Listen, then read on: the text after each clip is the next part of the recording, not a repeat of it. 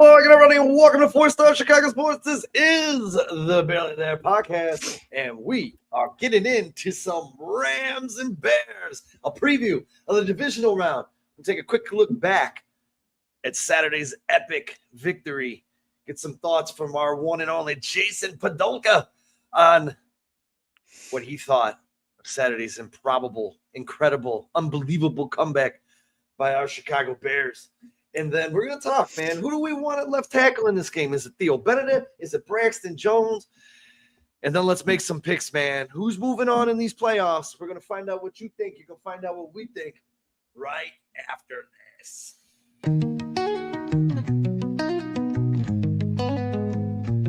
Windy City banners rocking 4 stars aligned. Dynasty dreams rise, Bulls in their prime. Cubs curse shattered, the victory divine. Fields be running, clock ticking on my timeline. Shot-town heroes, legends never fade. Black Hawks flying, cutting ice with the blade. White Sox diamonds, the Southside parade. 4 stars shine bright, legacies they made. Mike with the crown, air rain, no dispute. Sweetness in the backfield, Walter in pursuit. Bear down Sunday's midfield, battles cute. Chicago. Jason, have you always Hello again, everybody, to this frigid. Have I always what? What's that? Have you always had Olin Kreutz after PT 57, or did you just add that? What do you mean? Your name on the comments is PT. Oh, the okay, 57, Olin okay. Kreutz. No, that's always been on there. Yeah. Huh? I don't know why it was just popping up now, but yeah. Sorry, Sean. Yeah. No, they're changing everybody. Phil's got 5243 now. So Yeah, they changed my name on there too. yeah, I noticed that. I didn't even notice that was you when you were in here a couple of weeks ago. I was like, who is that guy? I didn't do that. It looked like your brother. But hello again, everybody. Welcome back. We're going to hang out. We're going to have a good time. My spirits are high. I'm sure everybody's is. It's been a wonderful week walking around Chicago. Every store that I'm in, 90-year-old grandpas with Bears hats on, little kids crying in their dad's arms, beating the Packers. This meant so much. This game last Saturday meant so much to so many people in so many different ways. And we got to talk a little bit about it on Monday, Jay. And we know you didn't. And I know I've known you almost my whole life. And I know how much you love the Bears, man. Tell us how you felt on Saturday and just the emotional grab that game gave you. Dude, it's the greatest victory week I've ever experienced in my life. The game alone was the greatest game I've watched probably since the 85 Super Bowl, in all honesty. It was just an amazing game. Look, it wasn't, we beat them 72-0. It wasn't an ass whooping. But what it was a changing of the guard. We got a coach that doesn't give a shit if people hear him swear, even though that's like a McCaskey no-no. We've got a Bears team that won't give up. Like last year, they seemed like that's all they did was give up. Great picture, by the way. It's my fans took down their Packer flags, which is great, and mine's still flying, even though it's windy. It's probably going to be ruined by the time this season's over. But it was just great. I mean, I can't tell you how many videos I've watched. The Packer fan crying and what just destroying their house. That one kid literally destroyed everything in his room, every keyboard, everything. That was amazing. I don't understand why guys are punching their TVs and ruining them. Now you got to go buy a TV, stupid. But that's Green Bay, so I guess maybe it makes sense.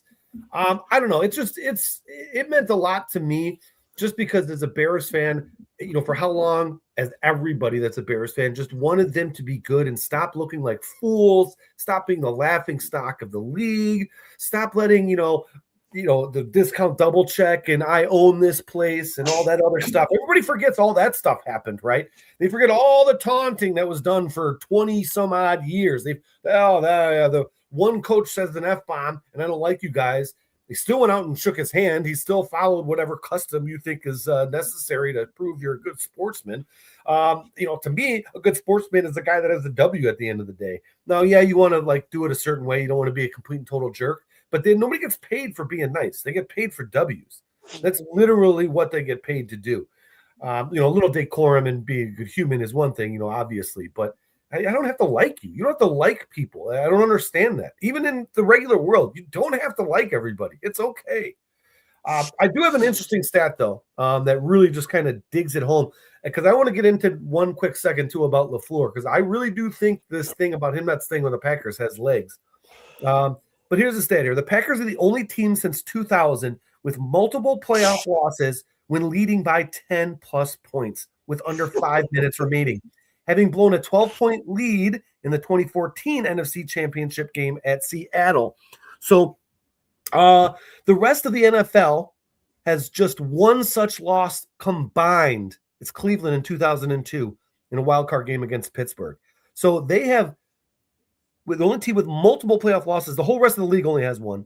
While the Packers are 10-2 in such playoff situations since 2000, the rest of the NFL has compiled a nearly perfect 168-1 record. So they're just not a good playoff team. Sorry, Packers fans, you're not. I mean, they're just not. I mean, those are the facts right there. But I honestly, who was it?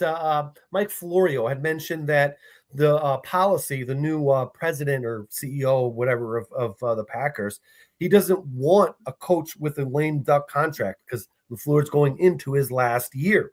So that tells me that he's not going to sign or let a coach play under that last year. Right now, they're still under negotiations. While the league year is still official and still going on, if they can't negotiate and they can't figure it out, he may not come back. He may say, yeah, I'm not going to agree to these terms. I'm under contract. I'll come back next year. And they may say, nah, we'll just pay the last year. We're going to hire somebody else. So it's really a good possibility. And if you do look at that game closely, that Packers team gave up in the fourth quarter. I mean, I don't want to take any credit away from, that 4th and 8 throw. I don't want to take any credit away from Colston Loughlin's, 130 some odd yards. I don't want to take any credit away from the players. You're the Duvernay great run back. But Green Bay just looked terrible. They look like the Bears looked last year after that, meltdown in Washington. So I'm telling you, man, that's a sign that the locker room is lost. And there's only one person responsible for a locker room getting lost. That's the head coach. Yeah, I think I agree with you, man. To have these repeated blunders that they had. I mean, you look at the Packers last year, even before they got Micah Parsons, they were a top 5 defense, if I remember correctly. Correct me if I'm wrong, but the offense, I do think there are some good things to Matt LaFleur. I mean, I think he's really good with his quarterbacks. I think he is a good offensive play caller. Obviously, we'll see how good Jordan Love is without him. Well, it looks like he did get a little conservative in that game against the Bears. Instead of stepping on our necks and breaking it, he decided to play lazy. Play lazy. Us as Bears fans, we've lived that forever. The conservative get a lead and then just try and sit on it and hope the other team doesn't come back. That's been the story of 30 years for the Bears. So, yeah, I personally, and Kyle, I think we talked about this a little bit too, but the grass isn't always greener, man. And all LaFleur does is win in Green Bay. Maybe they can hire a better coach. Maybe they can't. It's a chance you take. But I'll tell you this. All those players going out and personally vouching and saying that they wanted their coach back and they want to run it back with them, that has to have some kind of legs too. But, if LaFleur keeps choking in the playoffs, I hope he stays. I hope he stays for a long time. LaFleur might be asking for more money because I'm a perennial playoff coach. And the owners may be saying, policy may be saying, look, yeah, but you can't win in the playoffs. So I need a coach that can take us further than the first round of the playoffs. That's business. Sorry that it is. What do you think, Kyle? What do you think, Kyle? About the LaFleur? Here's the thing, man. LaFleur definitely has. There's definitely some kinks in the armor for sure, no doubt about it. There's definitely some things that Packers fans are validated to be concerned about. But at the same time, man, people act like, oh, LaFleur is good, but he's not great, so let's fire him and go get a great coach. Coaches are good. Really damn good coaches are tough to find, man. It's really hard to come by a coach who's going to be your head coach for one of those guys who's there for multiple decades, spends most of his career with one team because he's so good, such a winning head coach. If I'm the Packers, I'm holding on to Matt LaFleur as long as I can. If the Packers fire Matt LaFleur today, I think he becomes the number 1 coaching candidate in free agency for the NFL. And people keep saying, "Oh, like let's fire Matt LaFleur and go get Jim Harbaugh." Like, well, they have the same issues, right? It's the same problems, man. It's the same problem. Jim Harbaugh was in Baltimore for 20 years, and he won one Super Bowl. I mean, it's the grass is always greener on the other side. I think what the Packers need to do is they need to start finishing games, and that's has to do with execution as well, guys. Let's face it, right now, you guys. Matt LaFleur called some damn good plays on the last drive of the game. Jaden Reed, catch the ball. Christian Watson, catch the ball. You got to catch the ball. If Christian Watson catches that ball, he probably runs that in for a touchdown. And we're talking about a Bears loss right now. I mean, that's Matt LaFleur can't go catch the ball. He can only call the play. And he schemed guys open. He made the right play calls. The team just doesn't execute. I think Jordan Love is incredibly inconsistent. I think if he didn't have Matt LaFleur, he'd be even worse. I think Matt LaFleur makes him look better than he actually is. He's definitely a scheme quarterback. He's got to be in the right system. He's a system quarterback. And I think Matt LaFleur is probably going to be his best bet success in the NFL. Let's face it, guys. If you get Jordan Love, you make him uncomfortable, you get him off his spot, move him around a little bit. He's just not the same guy. He's not the same guy. And that's exactly what the Bears did in the second half. And they punted 4 times in a row to start the second half. I mean, Matt LaFleur can only do so much. Now, I will say, I don't like to make excuses for teams. And the Bears beat the Packers, and I'm going to take it however it comes. But they also were pretty big. That's a banged up team over there, guys. And listen, every team at this point is banged up. But when you're missing probably your best player on offense and Tucker Kraft, or probably your best player in defense and Michael Parsons, I mean, definitely your best player in defense, that's a game changer. That's a totally different team. I mean, Tucker Kraft was clearly Jordan Love's favorite target for the first half of the season. Clearly, not even a question. He was their best receiver with yards after the catch. He's constantly open. He's a thorn in the side of every team he played. And the second they lost him, they looked like a completely different team to me. They just didn't look like the same offense. Remember, this is a team that scored 40 points against Dallas. They scored, I think, 36 points a couple weeks after that. They just weren't the same team. But, I mean, Jason, you're right. At some point, if you keep going to the playoffs and losing, somebody has to be a scapegoat because the fans are going to demand answers.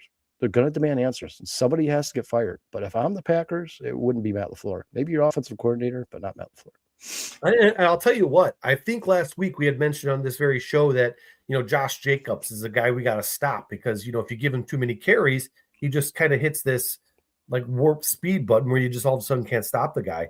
We didn't have to take him away because LaFleur didn't give him the ball. That to me is the biggest indictment. That's all he had to do was run the game for the rest of the game, and they probably would have won that game. Well, and you're right. He should have ran the ball, but you could clearly tell Jacobs was still laboring, man. I don't know if you guys remember, it was a run in the third quarter. Jacobs, he was limping off the field. Like, people kept saying he feels 100%. He says he feels 100%. Yeah, they're saying that because they're trying to get into the heads of the Bears players. He was at this point in the season, nobody's 100%.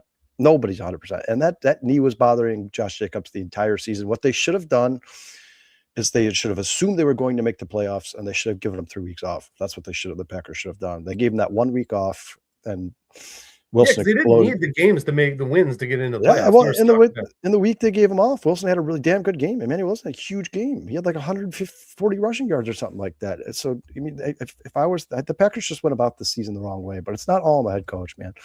Usually the blame is going to fall on the quarterback, the head coach, and usually the team will favor the side with the quarterback because they're paying them a lot more money. But I don't know, man. I mean, if you're the Packers and you fire Matt LaFleur, who are you hiring tomorrow? Yeah, that's a good question. Who are you hiring? I mean, I don't know. There could be a better coaching candidate out there. Maybe go with another younger offensive or defensive. I mean, either you're going to take a risk or you're going to try to go for a guy who's a seasoned vet like Harbaugh, and you're going to deal with the same problems you're dealing with now. That's just me personally. And you know what? I don't know if this was confirmed, but I heard the first scapegoat is going to be Rich Biacci, the special teams coordinator for the Packers. I heard he was going to be getting the old pink slip in his mailbox. So we'll see if that comes to fruition. I heard that quarterback. You can't put a game on Jordan Love's shoulders and expect him to win because he just can't. No, he's not that guy. He's not generational. He's a system quarterback. He's a guy where if you put enough talent around, I think Jordan Love could win a Super Bowl if you put enough talent around him and put him in the right system with the right coach. But he's not a guy where we won that Super Bowl in 2026 because of Jordan Love. He's never going to be that guy. Caleb Williams is that guy. Oh yeah. You know what would 7 times. Yeah. You know what would suck is if they did fire LaFleur just after this rivalry got started between him and Ben Johnson. Like, come on. You can't hate the next guy this much. Can he? Maybe. Or maybe the Packers fall apart as an organization, said Ted Thompson left, and they do something stupid and like rehire Mike McCarthy. That would be awesome. Oh big God. Oh, that Maybe would this be franchise, amazing. maybe this franchise starts to fall apart because I'm telling you guys, Packers fans didn't talk about it a lot. I didn't hear much about it in the national media, but Ted Thompson leaving the Packers is a massive, huge deal. That's a big deal. That's a big deal. He is a hell of. Go look at his track record.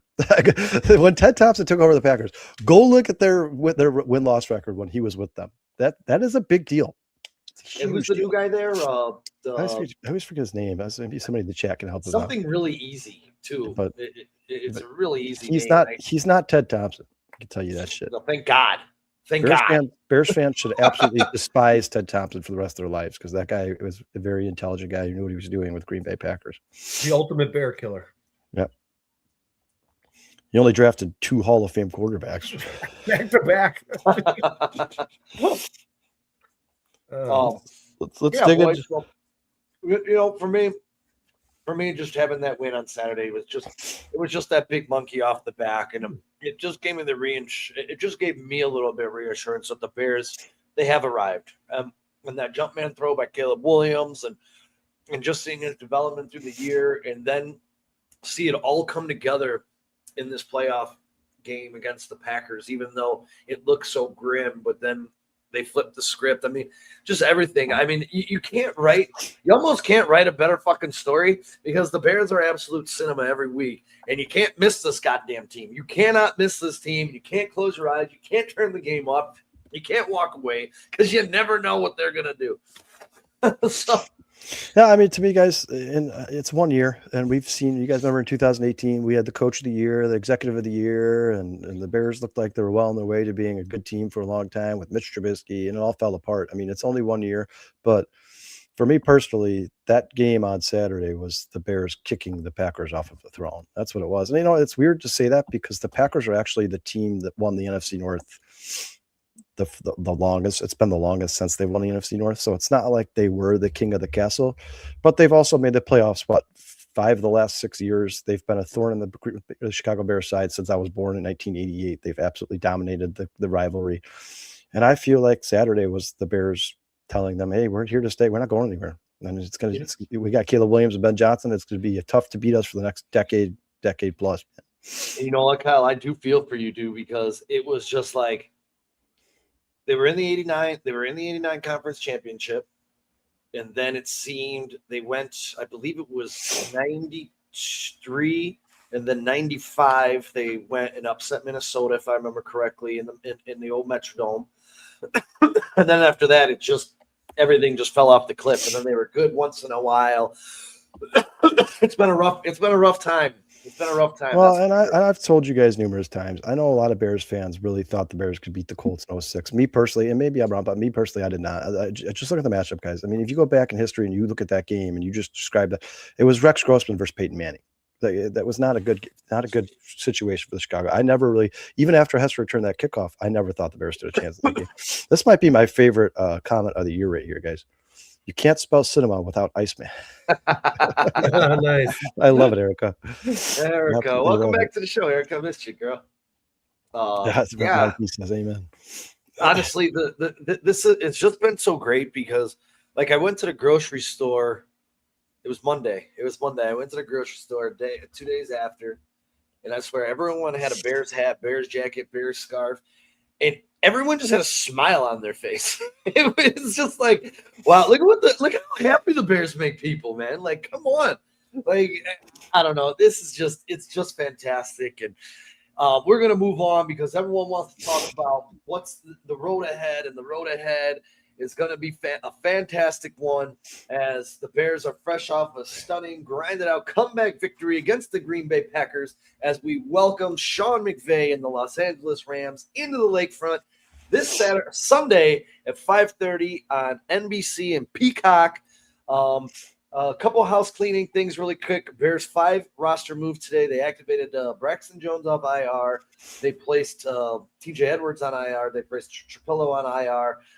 They signed Jalen Reeves-Maybin to the active roster, and a guy that I don't know too much about, Nafai Sewell, they signed to the practice squad today, so we'll see if he comes up at all. But Matthew Stafford did say, I caught this in his interview today, his sprained finger feels great. He had no effects. He was a full participant in practice for Los Angeles today. So for those who are hoping that something would be wrong with his finger at the moment, doesn't appear to be. Yeah, we'll see. You how don't it know. feels. He's going to play if that thing was broken. Yeah, we'll see how it feels after 20 throws and -8 degrees. So how you feeling, Matt?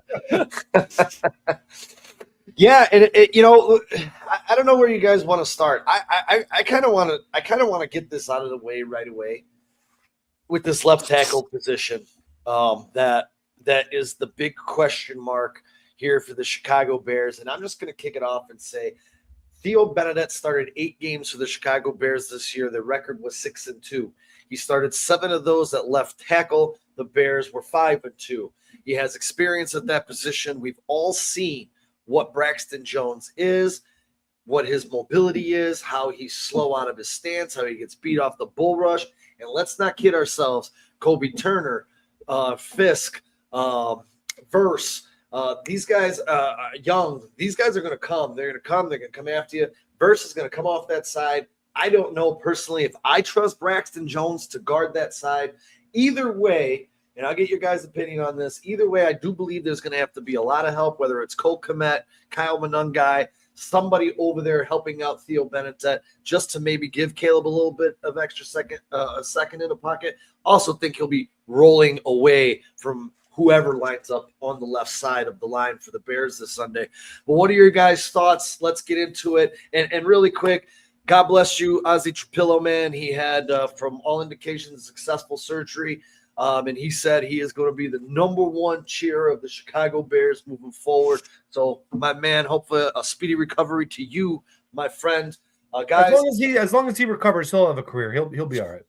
What do you guys feel on the left side of the line for the Chicago Bears this Sunday?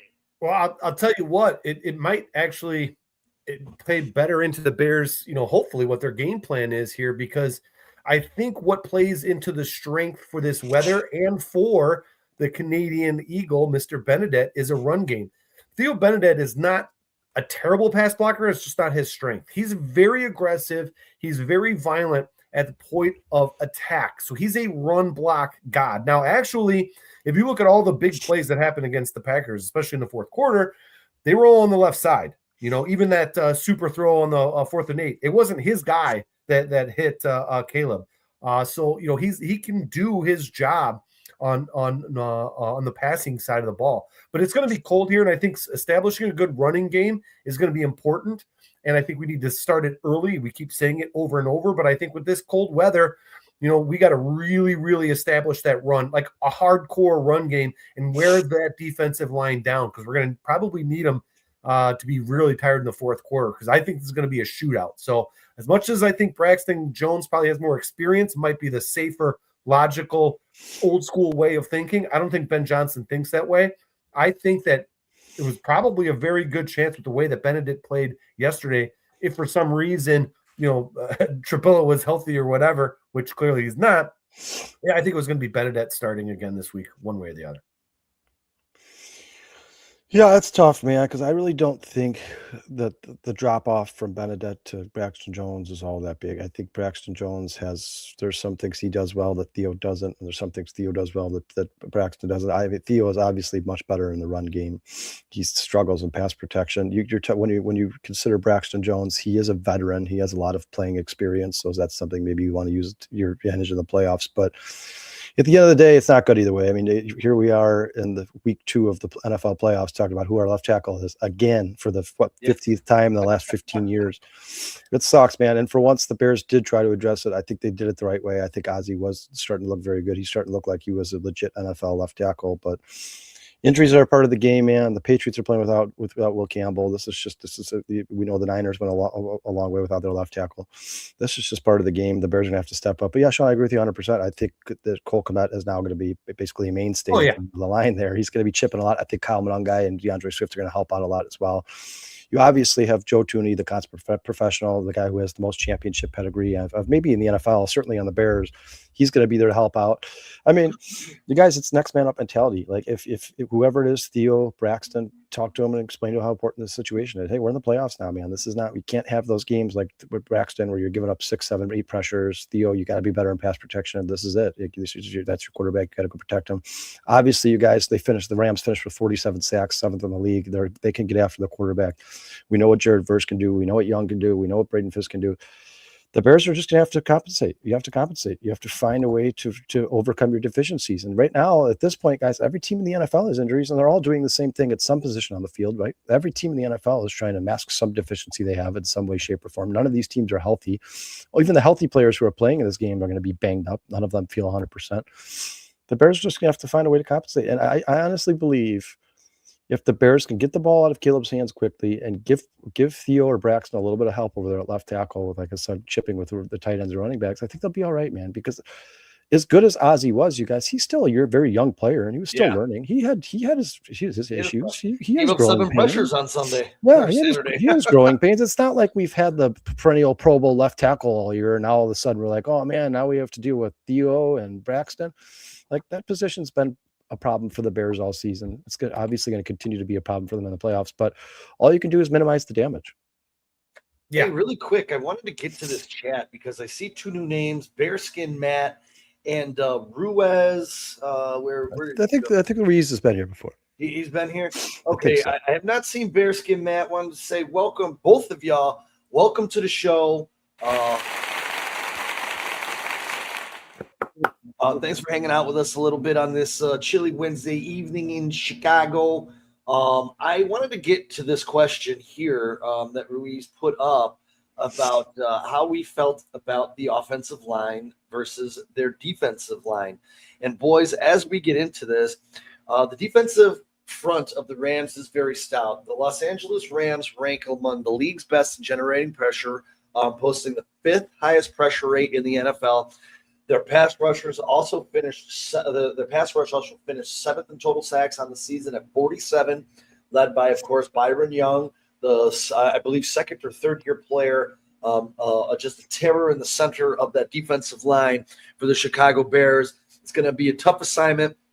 Outside of the Eagles, I was looking at this and I thought, when I looked at these numbers, I was like, holy crap, man. For the Bears, outside of playing, when we played the Eagles in Philadelphia on Black Friday, this might be, and I don't know if you guys feel this way, but I'd like to get your opinions on it, the toughest defensive line or defensive front we faced this season.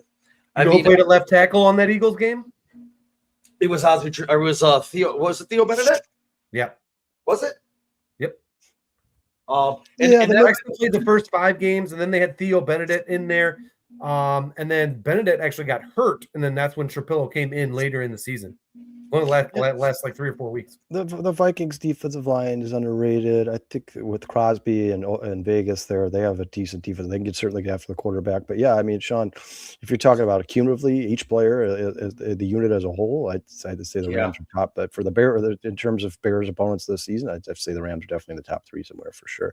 I mean, and any one of those guys can have a day, man. Like if Young's having a bad day or struggling against the center or the guard, and Verse can tear your fucking tackles apart. I mean, any one of those guys can get after you in a given moment. I mean, to answer Reese's question for me personally, it's just the Bears just have to be more physical. I mean, the Bears offensive line are no scrubs. I mean, when the Rams podcast talking about the Bears offensive line right now, I'm probably talking about how good they are and how they have to take advantage of the fact that Ozzie Trapillo's out. But that Bears interior offensive line is damn good. It might be the best in the NFL.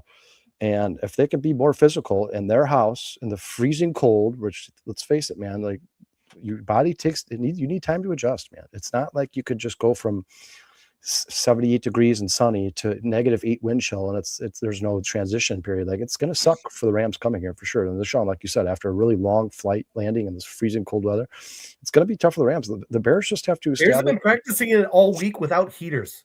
Yeah, they have to establish their dominance in the line of scrimmage. Be more physical than the team across from you. That's the only way you win in the playoffs. You have to be the more physical team in every single game. That's the way you win in the playoffs. That's how you win Super Bowls. So if the Bears want to win this game, they're going to have to keep Caleb upright, and they're going to have to create running lanes for DeAndre Swift and Kyle Monangai. They have to. I understand that's easier said than done, but that Eagles defensive line is damn good, and the Bears pushed them around like a bunch of little kids, man. They bullied them in their house. And you know what, Ruiz, you don't really have to worry about Darnell Wright. I think that guy's only given up one quick pressure all year long, so he's not your problem in the passing game.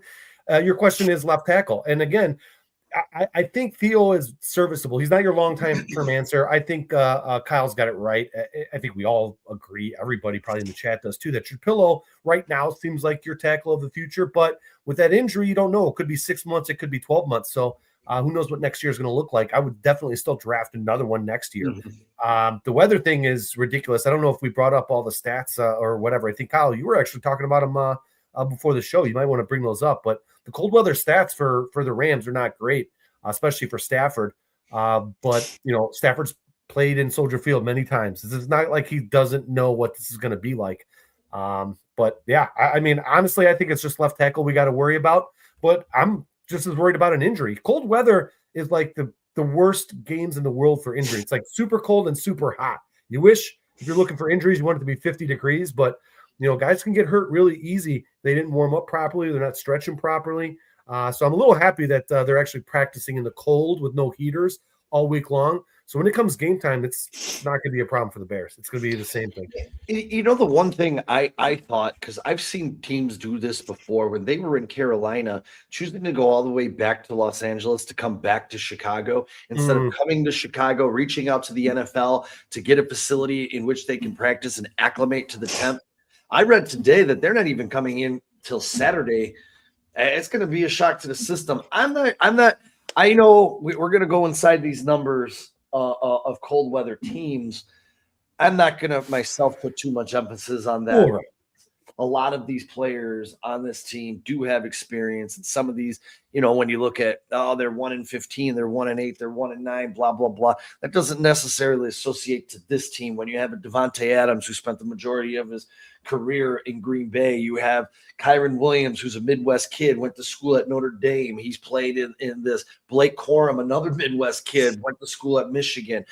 Stafford was in Detroit. I know his numbers are a little iffy in the cold. He's definitely a better dome, warm weather player. But to finish off this Rams defense really quick, the Rams run defense was pretty solid. They finished 11th overall, 109 yards per contest. Carolina struggled to generate much of anything, and they've been a pretty good run team. They only allowed 83 yards last week on 22 carries. It was 3.8 yards per carry. Carolina didn't use Dowdle a whole lot. Well, one of their strengths all year has been the run, and they struggle. But that's okay, because if you look at the Rams over the past 3 games, they've been a little bit more leaky. They've averaged 127 yards per game, even with the 83 yards again with Carolina last weekend. So they can be had, but it's definitely going to be a tough battle in the trenches. And this is what playoff football is all about, man. Like Kyle said, you got to win at the point of attack, open up these lanes, and get these boys running downhill. Get ready to open up some play action. Well, Sean, before we move on from the Rams D, I mean, it's actually kind of a conundrum to me, because if you look, the Rams give up 327.8 yards per game, which it's not amazing. It's not terrible. It's not great, yeah.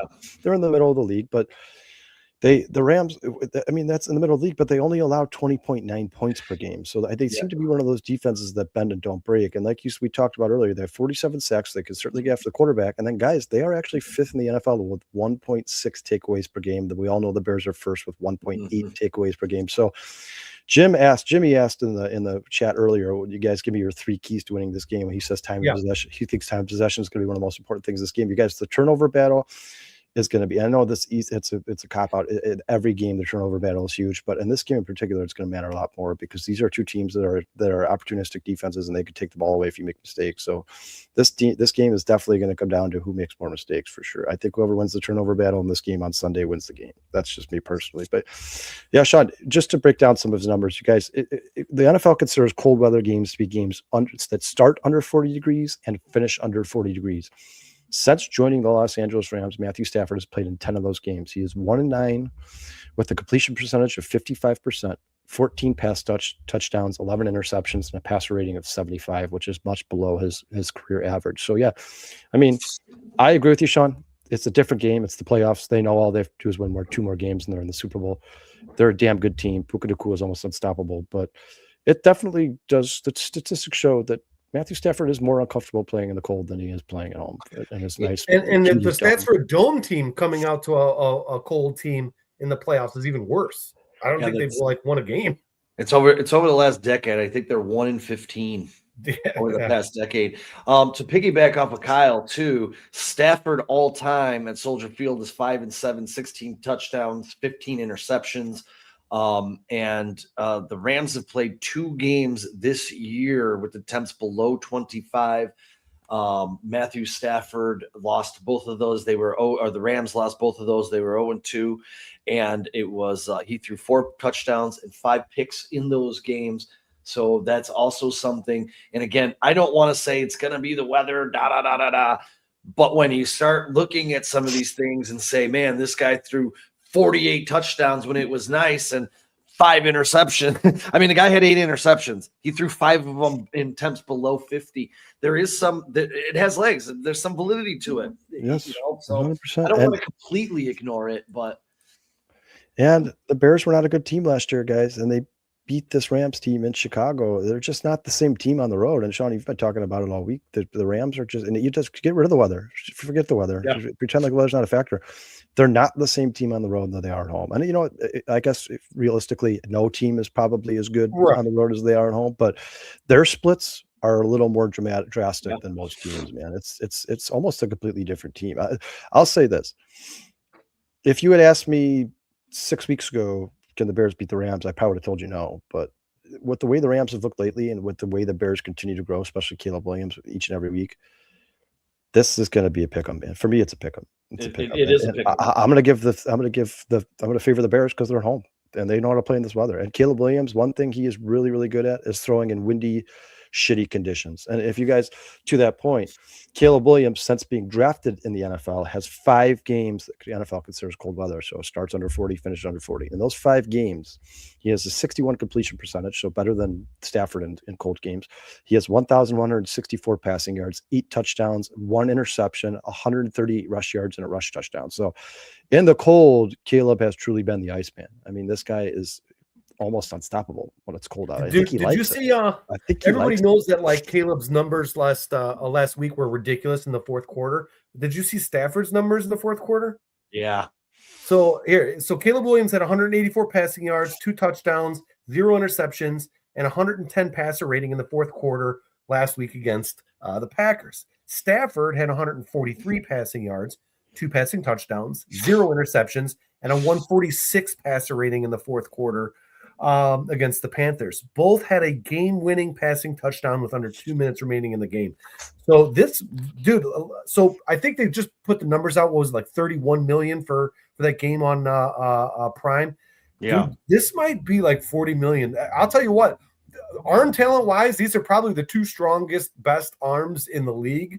I mean, it's ridiculous. It's just like, it seems like every game the Bears play, there's just all these dramatic stories. It's amazing, dude. This is going to be maybe just as good. I think it'll probably be a shootout, to be honest with you. Now, maybe not all passing. I think, you know, if the Bears can't stop the run, I see Kyren Williams and Blake Corum running all over us. But, you know, the Bears could be running all over them too. You know, it's definitely possible. You know, you said it. In those last 3 games, they haven't really been that great in the run. And honestly, they didn't only scored 16 points against Carolina. So it's not like, you know, this team is, you know, dominant. And Carolina for a while, I thought might actually win that game. So yeah, twice. You know, to the point here, going down the stretch, the Rams wound up 12-5 right now. 4 of their losses were on the road. 3 of their last 4 losses on the season down the stretch were also on the road, losing to Atlanta, losing at Carolina. I mean, they were losing. I guess Carolina did back into the playoffs with an 8-9 record. And they obviously know how to play this team, or the Rams just aren't as good of a road team because you see them struggle. And Kyle, you talk about the splits. Every single one of these road games, they've blown a lead or had to try and come back and have been down in each one of these last 3. They blew the lead against Carolina. They blew the lead in the first game against Carolina. They got down against Atlanta, and they had to struggle to come back, which they put together a good fourth quarter. And to Jay's point, I want to say, when we talk about some of the dramatic comebacks by the Chicago Bears, if you start looking at the fourth quarters of the Los Angeles Rams, they're pretty damn good too. This team knows how to come back. They don't have a lot of quit. And I know I was joking in the description when I said, this, that, and the other. But how do you stop Puka? Who can the Bears put on Puka to stop him? Can you double team him and then risk getting burned by Devontae Adams? Are you going to play zone? Are you going to try and man up with him? What? I don't know the plan of how you control this man because he almost seems undefensible. His numbers are good in every category. The one that and by the way, when I say not good, he's still top 10 in. Jason, category he's not very good in. He's not very good against press coverage. There's a new in the chat here, guys. I've never seen this name before. I just want to give him a shout out before we move on. He says, "All right, here we go." Yeah, what's going on, man? The real K, I think. The real K. Real K now. I appreciate it. Thanks for joining the show, man. Yeah, dude, his numbers are good against. I guess the only way you can really stop him to make Ruiz's point even more fact, don't let him on the field. That's about it. Dude. Yeah, that's the only way you're gonna stop him. Yeah. Yeah, a big difference between stopping him and slowing him down. Pretty much at this point, Puka Nacua is going to have some numbers. Like you're not going to go out there and hold him to 4 catches for 22 yards. That's not going to happen. You have to try to limit the damage as much as you possibly can. Sean, to answer your question, Sean, with JJ and Kyler probably not at 100%. I don't think there's anybody in the Bears right now that can cover Puka Nacua. You just have to make sure he doesn't take over the game. Like Sean, we talked about this earlier. If he gets over that 90, if he has 92 yards on 7 catches, I don't think that's the worst thing in the world. If he has that game like he did against, Seattle, where he had 225 yards and 2 touchdowns, you're losing the game. You're going to lose the game. You have to try to – I think they're going to bracket coverage him. They're going to use a mix of zone and man. I think they're going to try to confuse this offense as much as they can. I do think having Kyler Gordon back and Jalen on another week of getting healthier is huge for the Chicago Bears because they both looked really good in the second half last week. But, yeah, at the end of the day, guys – the Rams knew what they were doing when they paired Puka Nacua with Devontae Adams. This tandem is almost unstoppable. They're going to score points. Even in the cold weather, they're going to score points. Puka's going to get his numbers. You just got to try to hold them at bay and outscore them. The Bears offense it has to show up on Sunday. And to be honest with you guys, we've said this every week, and it's continued to bite me in the ass because they always come back in the second half, regardless of their first half performance. But if the Bears want to beat this team, you got to score in the first half. In the last 3 weeks, guys, you got to play like you did against San Fran. The last 3 weeks, the Bears in the first half, the last 3 weeks combined have 3 points. Combined.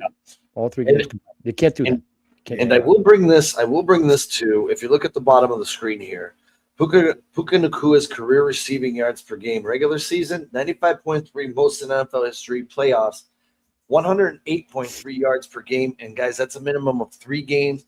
This guy shows up when it counts the most. So the Bears are going to have to try to eliminate this guy somehow. Maybe not eliminate him, but contain him, control him a little bit. I'm hoping that the weather will play a little bit of a factor for Puka Nacua as well. I don't know, but I believe he's from Utah. I believe he played football in Utah. So yeah, maybe he drops a couple passes because he's not used to this cold weather. You just don't let it become the Puka Nacua show. Like don't let it where it's every single play the Rams on the field you hear Puka, Puka, Puka, Puka. Like I said, I think we all agree that Puka's going to have. So, like if you got him in a playoff fantasy league, you're going to be all right even if the Bears win. He's going to get his number. He's going to get some yards. He's probably going to catch a touchdown. But just don't let him take over the game, man. I mean, it's not like the Bears have a bunch of scrubs on the offensive side of the ball in Chicago here either. I mean, I'm sure Rams podcast right now are how do you cover the Bears when you're trying to about Rome Odunze, Luther Burden, DJ Moore, Colston Loveland, Cole Kmet, DeAndre Swift. Like this is a tough offense to defend. Yeah, as you say that, Kyle, someone brought this up in the chat about the linebackers. Nate Landman, Omar Spites, and Cameron Curl. Exactly, Prophet. Are allow over 70% completions allowed for all 3 of them. Cameron Curl is at 78%. And I think, yes, I agree with whoever said this in the chat earlier. I don't remember who it was, but this is going to be a big game for Colston Loveland. He's going to be a mismatch nightmare for these guys again this week. I think it's going to be a strong performance for him. I told Kyle earlier, I'm calling my shot. I Don't know what he's going to do in the game, but I'm calling one big splash touchdown for number 10, Luther Burden. But I do think, again, the offense is going to run through Colston Loveland just based off of the matchups that he can exploit with Landman and Spites and this Cameron Curl. I think he's going to go off again.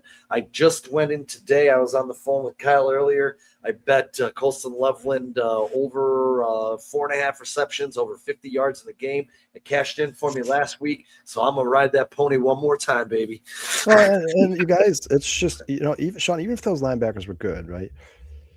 He's just Colston Loveland's something that the NFL is not really all that used to. I mean, your corners are too small.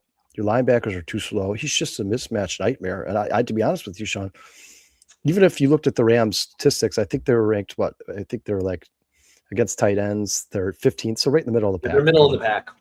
But even if they were number 1, I think Colston's just going to give people a headache regardless. I think he's just a different breed. Is he wide receiver? Is he tight end? And he could basically go one of the most precise route runners in the NFL already. He's only 21 years old. He's an athletic freak. He can run over you, can run around you. I think even if those linebackers are really good, Colston Loveland's just going to be that guy who finds space no matter who he's playing. He's just a really, really good football player, and he's kind of something we've really never seen before, man. People keep comparing him to Travis Kelce, people compare him to Tyler Warren, people compare him to all these different guys, but he's not like any of them. He's built differently.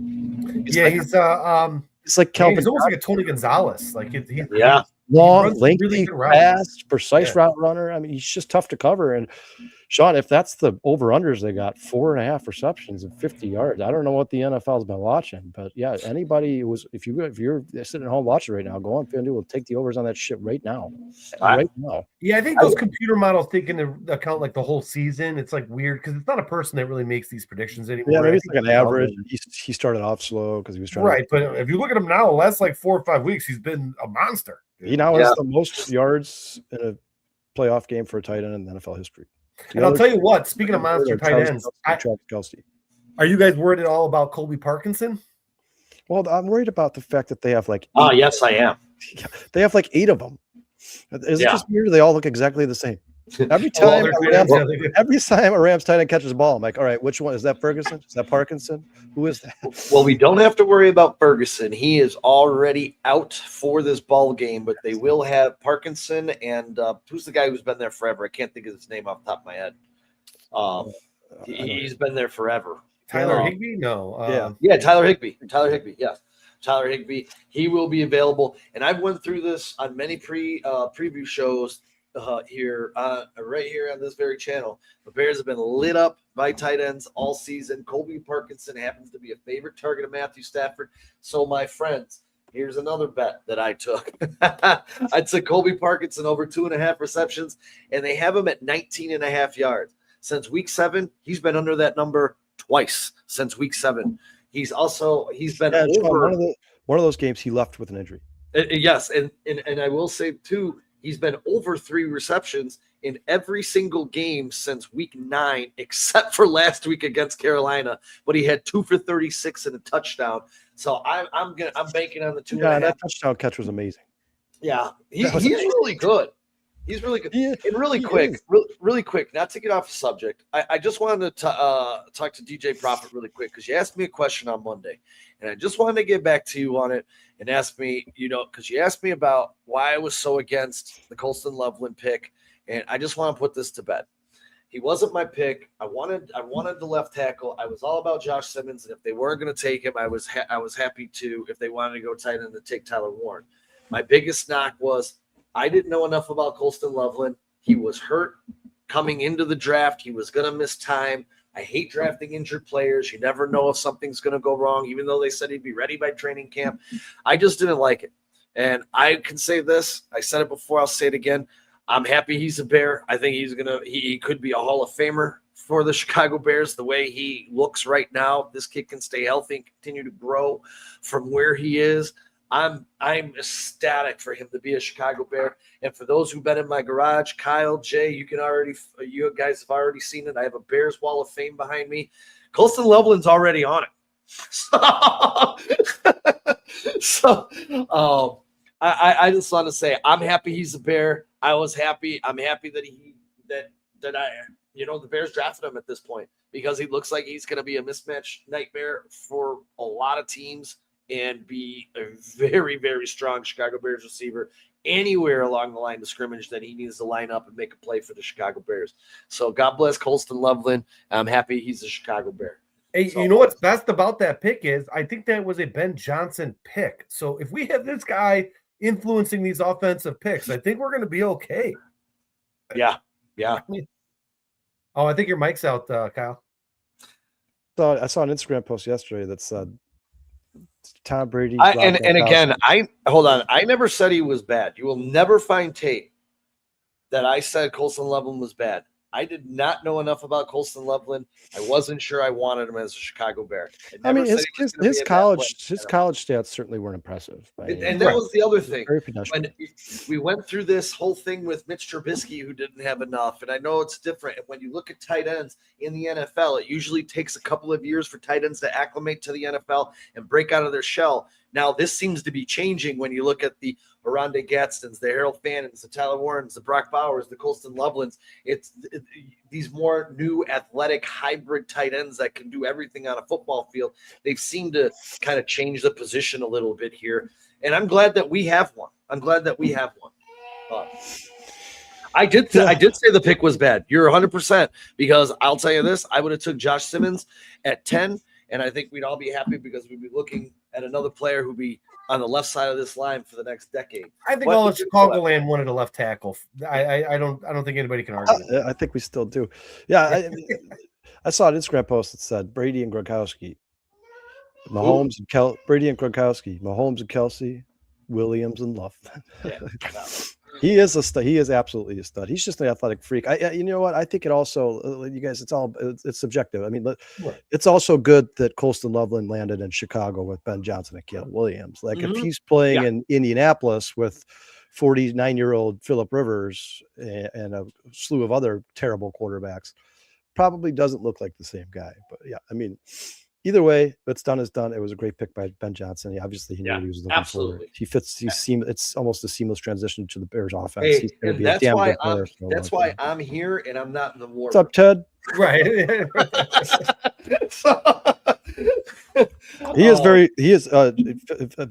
Cliff said he's just likable. He is, man. He's that farmer, Idaho farmer. He seems like a family man, kind of a Christian type. He just seems like a really good guy, and he obviously loves playing football, and he's not afraid of the moment. I mean, the guy is literally willing to run across the field to get hit by a linebacker. He doesn't give a shit. My daughter is absolutely in love with him. Your daughter's in love with everybody, bro. Well, no, she has 3. She loves Cooper DeJean, Connor Bedard, and Colston Loveland. Those are her 3. She loves them baby faces, man. That's what she loves. And I'm in big trouble, boys. You know what? Go find yourself an athlete, and then maybe Daddy could. Right, if she finds you a Colston Loveland, a Connor Bedard, Hey guys, we got another. I've never seen this name in here. Terrence Williams. He says, "Not so the Rams. Bears going finally play a full game. Bears 35, Rams 20. That would be awesome, Terrence. If that's what happens, I will tip of the cap to you, my friend." Joining the show. Justin says, "Colston got soul for a farm." What do we move on to here? You want to break down? Want to break down the Bears' offense against this Rams defense? Do you guys think that the Bears can run the ball on Sunday? I think they do. I think they have to. I think they can. And that's kind of give me your yards per carry. I think the Bears average 5.5 yards per carry. Wow. I'm going to go 4.5. I'll tell you what, the Rams rushing offense scares the hell out of me because I looked about. I was expecting Blake Corum to be like a 4.2 yards per carry guy. He's over 5 on the season. I think Kyron Williams is just below 5 at like 4.9. The Rams can run the ball, and if the Bears want to make this a dog with them, if they want to eat up some of the time possession, they're gonna have to run the ball as well. And it's not like you have to run for 8 yards a carry, but you just have to make the defense think that you're committed to running the ball. Is it crazy if I say I'm more worried about Blake Corum than Kyron Williams in this game? Not at all. I just said he has a higher yards per carry. I am more. It's another bet I took. I know. I'm sorry, guys. I took him over 40. I think it was 48 rushing yards. I got him and an anytime touchdown because if they get inside, all right, Sean, you start. Listen, Let's not over pretend. people. Hey, let's not pretend like the Rams aren't going to score points. They're going to score points. There's a very good chance this game could be 38-31. Like the Rams are going to score touchdowns. I don't know about negative 8 degrees. If it was a nice day out, yeah, 100%. It would look a lot like the 49ers game in San Fran. But at 8 degrees, guys, it's just not the football Here, doesn't I'm fly gonna the say this, same. Kyle. It's harder I'm to gonna say this. catch, harder to throw. I'm going to say this right now, and I hate to bring up a bad memory, and I know Foster in the chat here. He's going to remember this very well. 1989 was the coldest playoff game in Chicago Bears history. San Francisco flew all the way across the country. You know what they did to the Bears? They dropped 31 points. And the NFL films on this game is these guys were shaking in their boots because they were so scared. But Jerry Rice, Ronnie Lott, Joe Montana. They dropped 31 points with Joe Montana, Jerry Rice, Dude, Lott. but we're talking about Matthew Stafford, Puka Nacua, Devontae Adams, a very capable tight end, and Kobe Parker. Sean, I love all the guys offense. you're talking about are probably all famers and damn good players. They are not Joe Montana and Jerry Rice. I can tell you that. They are not Joe Montana and Jerry Rice. Yeah, they killed us that day. That might be the best offense all time, bro. Hey, and Foster, Ronnie Lott who cut a finger off and went back in the game. I'm going to say this for Foster because I know Foster is going to remember that. I know you remember that game, Foster. I want the Niners in Chicago in the cold. I want revenge for 89 next week. I want it so bad because I know the Bears, if you go back to the Bears are very confident because of Bear weather, they were going to win that game, and they got pasted by San Francisco. Let's go. Let's get this rematch. I do think the Bears are going to win this game, but yeah, if we talk about if we want to get into this offensive side of the ball, Kyle, I have to say, man, if you're going to allow 260 yards and you're going to allow a guy by the name of Jalen Coker, who I think is a fine NFL receiver. I don't think he's a superstar, but I think he's a good player in this league. What did he have? 130 yards. And then you had Tet had another 60. If this offense can operate around this Rams defense, it gives me a lot of confidence that our offense can operate around this defense as well. So and the Bears are only gaining more confidence, guys. Like I think they kind of at one point in the season they were like, man, it would be great just to make the playoffs. But the more that the Bears win, and especially in the fashion in which they're doing so, the more the Bears believe they can win the Super Bowl. They're only becoming more dangerous. I honestly. Belief is a very powerful tool. Yeah, guys, I think MGM. I think all these they should have had this game should be a pick 'em. It should be a pick 'em. It should be a pick 'em. 3.5 is great. Yeah, if you're talking about the Bears have a top 6 offense, right? Jason, like you said, they're one of the best offenses in the NFL. So are the Rams. The Rams, I think, we're like number 1 or 2. But you're playing in our house. That should give us a little bit of favoritism there. You got the home crowd at your back. It's going to be loud in there. It's going to be, it's going to be loud. It's going to be shaking stadium when the Rams are on offense. They're coming into a cold weather city at negative 8 degrees, maybe the coldest playoff game in the history of football.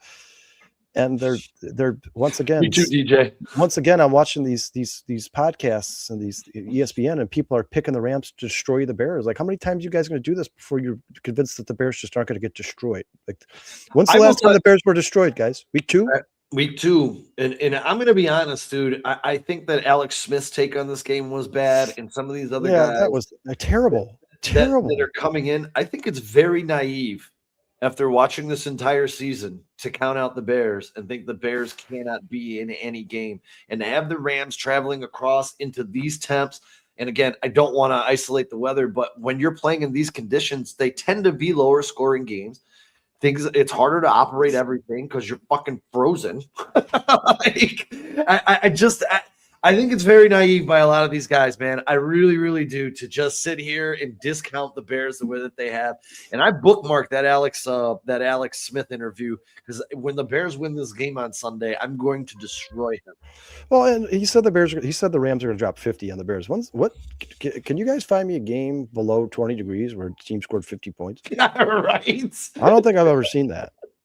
I don't know what happened. The internet webs right now. Yeah, it's ChatGPT. I mean, I don't know. Maybe Alex Smith has watched games I haven't, but I don't think I've ever seen a team drop 50 points in negative 8 degree weather ever.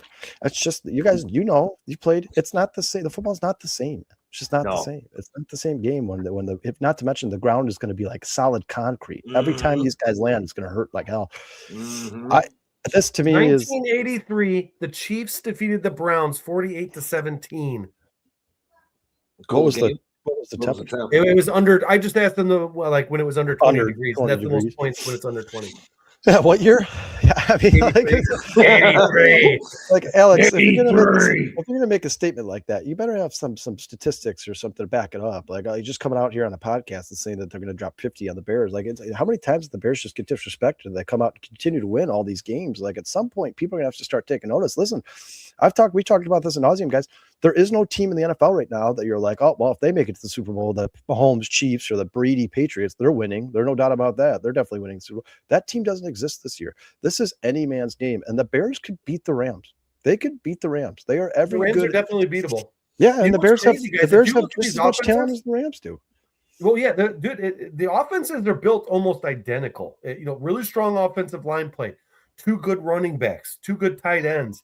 You've got at least 2 stud wide receivers on that team. The defense is going to be an X factor, but I'm going to be looking forward to the chess match that's going down here on both these offenses. I know I can't really count on our defense. I'm hoping for second half changes, but me personally, I think it literally is going to come down to coaching. This is a game of coaching. I agree, and you know what? You're talking about 2 of the best. Oh my God, Dustin! Yeah, Dustin just got me to snort. Dustin, that's a kick in the nuts. This dude's leg almost killed him. But, yeah, Jason, I agree. I mean, you talk about the ultimate chess match, Ben Johnson versus Sean McVay. I mean, this is going to be, I mean, Sean, you said it earlier, cinema. This is going to be so fun to watch, man. It's also the longest week of my entire life. My entire life. This is the long. I mean, guys, you have to imagine, I've never seen a Bears Super Bowl. And very rarely in my lifetime. You were live in 06. Yeah, but we didn't win. Oh, you said win. I want to win, you've bro. Never seen a Bears Super Bowl. I want them to say I've watched my team win a championship. That's what I want, and I haven't been able to say that. And in this, if you're going to do it any year, it could be a great year to do it. Do it right now. The Chiefs are banged up; they're not in it. The Joe Burrow's not in it. Lamar Jackson's not in it. The only guy who really has that pedigree left in the playoffs is Josh Allen. Like, if this is the Bears could easily win the Super Bowl this year. There's just no team that's head and shoulders better than everybody else. Ted Like a Boss asked about Sean McVay versus Dennis Allen. Sean McVay head-to-head with Dennis Allen. They've met 8 times. Guys, we're not going to like this at all. Sean McVay is 6-2. His offense has averaged 29 points. One of those was in the 2018 NFC Championship game. Takeaway 2022, McVay is 6-1, and his team averages 30.3 points against Dennis Allen defenses. So there is a little history there. It's not good for the Bears, obviously, but hey, man, it's a new day. And as Dan Lebatard said, man, it's a new order, baby. This is a new Bears team. They're going to come out. They're going to play fired up. Scrolls rubbing it in, huh? Rubbing it in, huh, bud? He says, I was only 5'85", but it's one of my earliest memories. Yeah, I wasn't born. So we were just talking about that yesterday, Jay, how old we were when the Bears won the Super Bowl. I've spent almost as much time watching highlights from 1985 as I have watched Bears games live on TV. Yeah, I wish I was alive in that moment. I'll be perfectly honest. I've seen everyone. I never thought I would see all of my favorite teams win a championship because I didn't have a lot of faith in the Cubs ever getting it done. But now that the Cubs got it done, I mean, I've seen them all. I'd like to see another one out of the Bears. I would obviously like to see like 5 more out of the Bears before I die. I'd like to see them from quite a few of the teams here in Chicago. It's such a great sports town, and we deserve it. The fans deserve it. We're loyal, we're dedicated. I mean, all of them. I'm not a Sox fan anymore, but I want everybody to win. I'm not. I want everybody to win a championship. Let's get the Bulls back in it. Let's definitely get the Hawks back in it. Let's get some championship teams back in Chicago. Well, I said this on Monday, Jay. I don't know if you were able to catch the show or not, but this is the first year in Chicago sports history that the Cubs and the Bears advanced in the playoffs. First time ever, and that is freaking ridiculous. Wow. That has got to change in Chicago. There's combined over 200 and some odd years, like 230 years. Dude. First time ever, dude. Yeah, Mikey, Caleb promised 8 Super Bowls when he got to Chicago. Now, if you're going to win 8 Super Bowls, now's a good time to start. That's a I remember that too, Dave. I do remember that. 14, 16 years based on the fact that he runs the ball, so he's not going to last as long as some of these pocket quarterbacks. You better start winning Super Bowls right now, Caleb. That's basically winning a championship every other year, bro. Yeah, if he can develop his passing game, like I think we all hope and believe he will eventually get to, the run game will slow down a little bit, and it'll be more of only on fourth down. Or, there might be a couple of designed runs, but it's rare to see a running quarterback other than like Steve Young over 30 keep running the ball.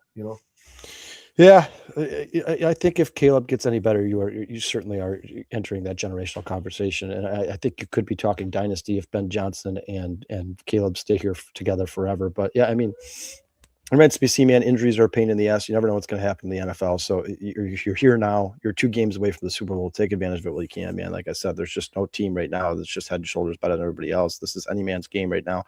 Sean, when we do these, we pick 6. But obviously, it's only going to be 4 at the playoffs. It's going to be the toughest pick we've done all season due to the fact that these teams are all so closely matched. But the Bears have just as good chance as anybody. Hey, and really quick, I want to give a shout out to Relentless Mikey here. Mikey has a passion for counter trafficking. He's an advocate and educator, and this Sunday at 4:00, he's going to be a speaker doing a seminar to educate people on what's going on with human trafficking. And I just wanted to get that out there. He's doing it with the Shepherds. And I want to say, if you guys have a chance, find him on Facebook, Relentless Mikey. Go check him out on Thursday. Give the man some love, some support. He's out there fighting a great cause. Mikey, we greatly appreciate you, man. Keep up the great work, and you can definitely count on us. I know I'm going to be there. I'm going to be checking it out. So keep up the good work, brother, man. And I'm glad you're part of our chat, and I'm glad we've been able to hang out, and I'm glad I've been able to meet a good dude like you, man. 100%. Yeah, keep doing what you're doing, Mikey. That's bad. Oh yeah, good job, dude. It will. We're talking. Sorry. If I said Facebook, Mikey, I meant on Twitter. On Twitter, find Relentless Mikey, and it's set to go off. And he's going to be the lead speaker. So find him out. Give him some support, man. We're talking football, and Mikey's out here changing the world, man. Good. I know, right? That's right. Seriously, that's right. Awesome, Cheers man. to you, Mikey. So getting back into this game. One of the things that I heard that a lot of people were saying that these guys are going to travel, and I did think the travel was a little ridiculous going from Carolina to Los Angeles, coming back to Chicago. They did do this. They flew 2,645 miles from Baltimore and won, and then flew right after that 3,690 miles from Baltimore to London the night before the game and won the game. They won both that they traveled. So this isn't the first time they're doing it. They should be ready for this game. Again, I think the temperature, and I put a little bit more emphasis on the travel. I know when I go on vacation that first day, I am absolutely exhausted. And Jet lag, bro. Jet lag. What I read today was they were flying in on Saturday. Whether that's true or not, I don't know, because I can't remember exactly where I saw that. But if they're flying in on Saturday, man, I think that's terrible. I would have came in today, honestly. Super surprising to me that the Rams didn't have these players practicing in cold weather, like you said, Sean. Find a way. Go see if you can find a stadium in Indiana or somewhere around here. Right, guys practice. Or there's a high school. There's someplace you could go work around. Yeah, and if I'm sure whatever high school would be honored to have the Los Angeles Rams running around on the field. I mean, there's found a way, no doubt about it. But I mean, hey man, listen. Go to Northwestern. Ben. I love that Ben is making the Bears. Sean, what was Kevin Byard's quote? Because I couldn't find it.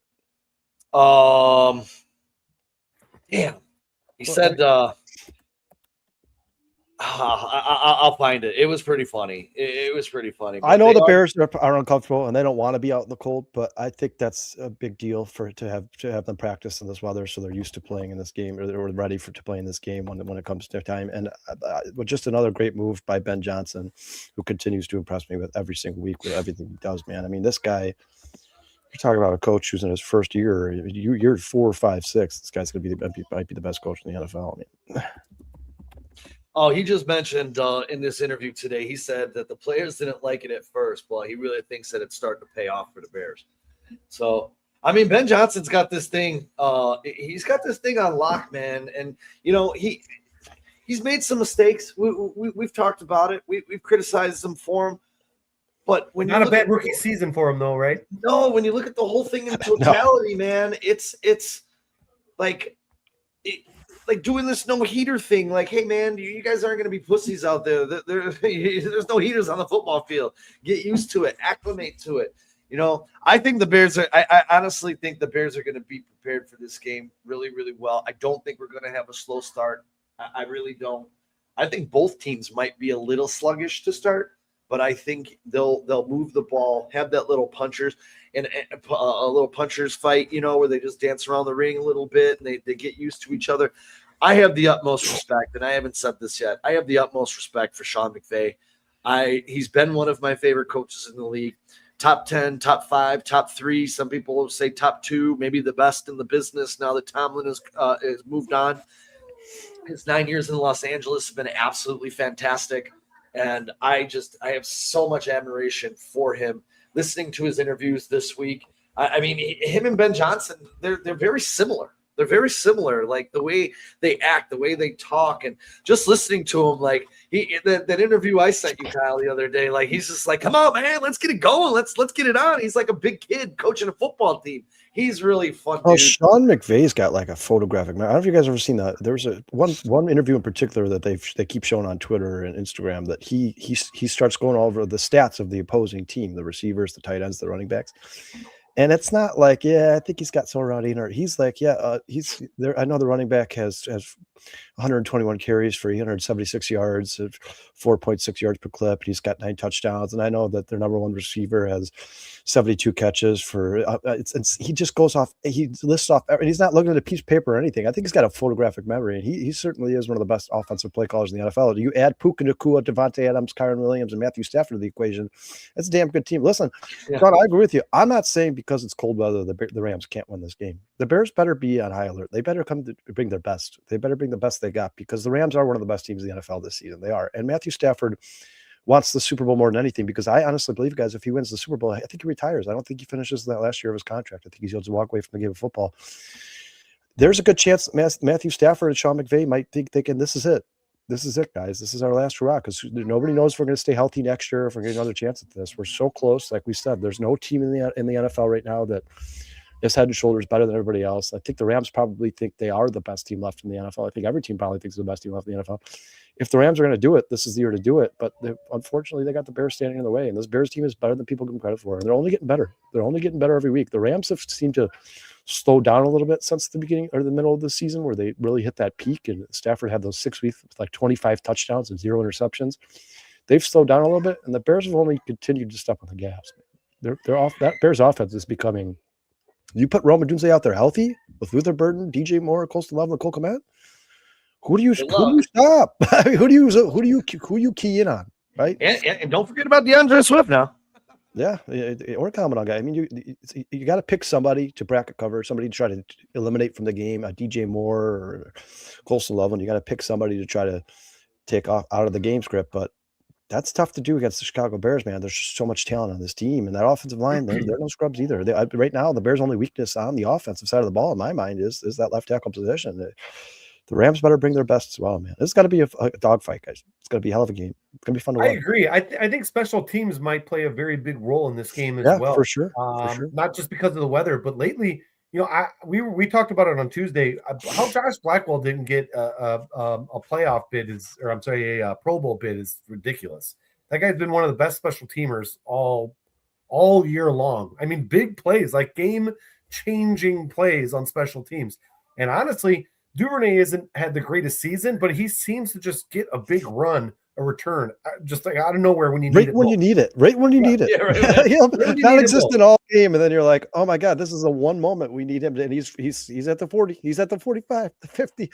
Like Duvernay, I think is overrated, but man, he shows up when it matters. And Jason, you're right. I mean, with these offenses being so closely matched, and obviously the Rams have the advantage on defense. You got to try to find an advantage somewhere, and special teams might be it for the Chicago Bears. You got to be better than this team in some way, shape, or form. And I do believe that Caleb right now, with the way he's playing, is probably the best quarterback left in the playoffs. And I know that sounds crazy to say. And obviously Josh Allen is amazing, and he has a much bigger sample size, and he's accomplished much more accolades. He's accomplished much more than Caleb Williams. But I just don't think Josh Allen has the supporting cast to be the best quarterback left in the playoffs right now. I mean, Khalil Shakir, Keon Coleman, Brandon Cooks.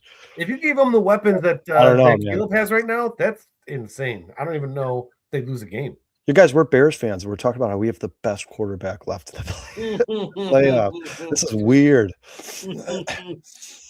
One thing I did want to get to, and one thing I've had a really fun time with is getting into this officiating cheat sheet.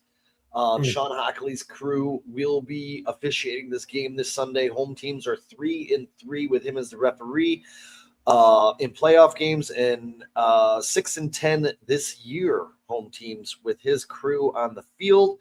The crew, let's see, we'll have Brad Rogers, Clay Martin, Brad Allen, and John Hussey. His crew emphasizes unnecessary roughness penalties. They rank number 1 in the league. They also rank number 1 in false start penalties. They rank second on both roughing the passer and defensive pass interference. Wild card weekend saw a major decline in penalties. We talked about that too, how the officials didn't put too much in. Yeah, let them play. Let them play. Here's a couple of key stats for this game that go along with this. The Bears rank number 1 in roughing the passer penalties this year and rank 4th in false start penalties, which we all know. The Rams are an ultra-disciplined team, ranking 31st in pre-snap penalties versus a team that ranks overall 3rd overall via pre-snap, which is our Chicago Bears. The Rams offense has been elite in generating beneficial penalties via defensive pass interference, and are still a top 10 unit benefiting from automatic first downs via penalty, although that advantage dipped in the last few weeks. The Chicago Bears offense ranks last as a beneficiary of DPI penalties and number 1 beneficiary of illegal contact penalties. That's Puka Nacua. That's defensive pass interference. That's Puka Nacua. Try covering that guy. That's where they're getting it. Sean, real quick before you move on, I've never seen this name here before. Cole 18, C Cole 18. What's up, man? Thanks for joining the show. And C Cole, you're going to fit in this show very well because Sean and I and Jason, we've been talking about this for weeks, man. He says Caleb can only do so much. We got to get Nahshon Wright and Brisker off the damn field. Put Tyreek, Kyler, and CJ Gardner-Johnson. I agree. I mean, I'm not a huge CJ Gardner-Johnson fan, but yeah, Brisker and Nahshon Wright over the last month have basically been handicaps for the Bears. They just can't cover. If you ask Brisker to play at the line of scrimmage, he's great safety. You ask him to play in coverage, he's just not the same guy, man. He's a detriment to the team. Sorry, Sean, I mean to interrupt you. Who you put in though, Jonathan Owens instead of Brisker? Thanks for joining the show, Cole. Yeah, I mean, you don't really have many options at safety. And then you guys, I apologize, Chris, if you've been here before, but Chris Kelly says, Bears fans this year, what is a mock draft? Sean, continue. I'm sorry, brother. Oh, no. I actually wanted. We forgot to do this at the top of the show. I was done with the panel with the officiating. That was all I had on the cheat sheet. Pretty clean report. Nick McLeod not practicing is music to my ears. DJ Moore limited today. Roma Dunze limited today. I think both of those guys will be fine. Our concussion guys, all 3 were full participants in practice. And I wanted to get your guys' opinion on this because this is going to be interesting.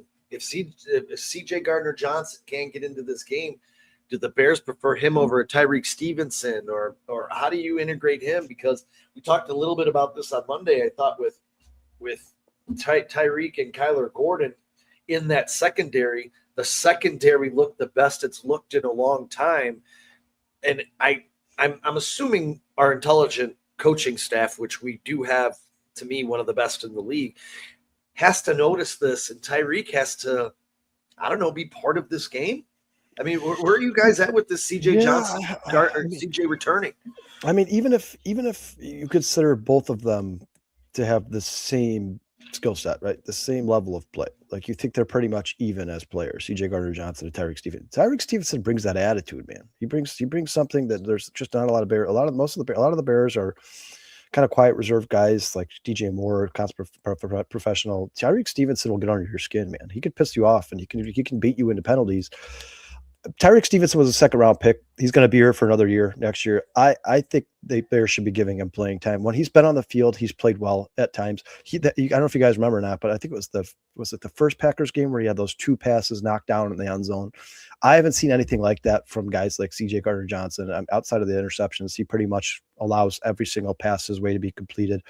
If I'm the Bears, I'm running with Jalen Johnson, Kyler Gordon, and Tyreek Stevenson. And that's the way the Bears had it planned in the beginning of the season, right? Before all the injuries, before we even heard Nation Wright's name. That's the way it was supposed to be. I think if these guys are all at full health, that should be your secondary going into this game against the Rams.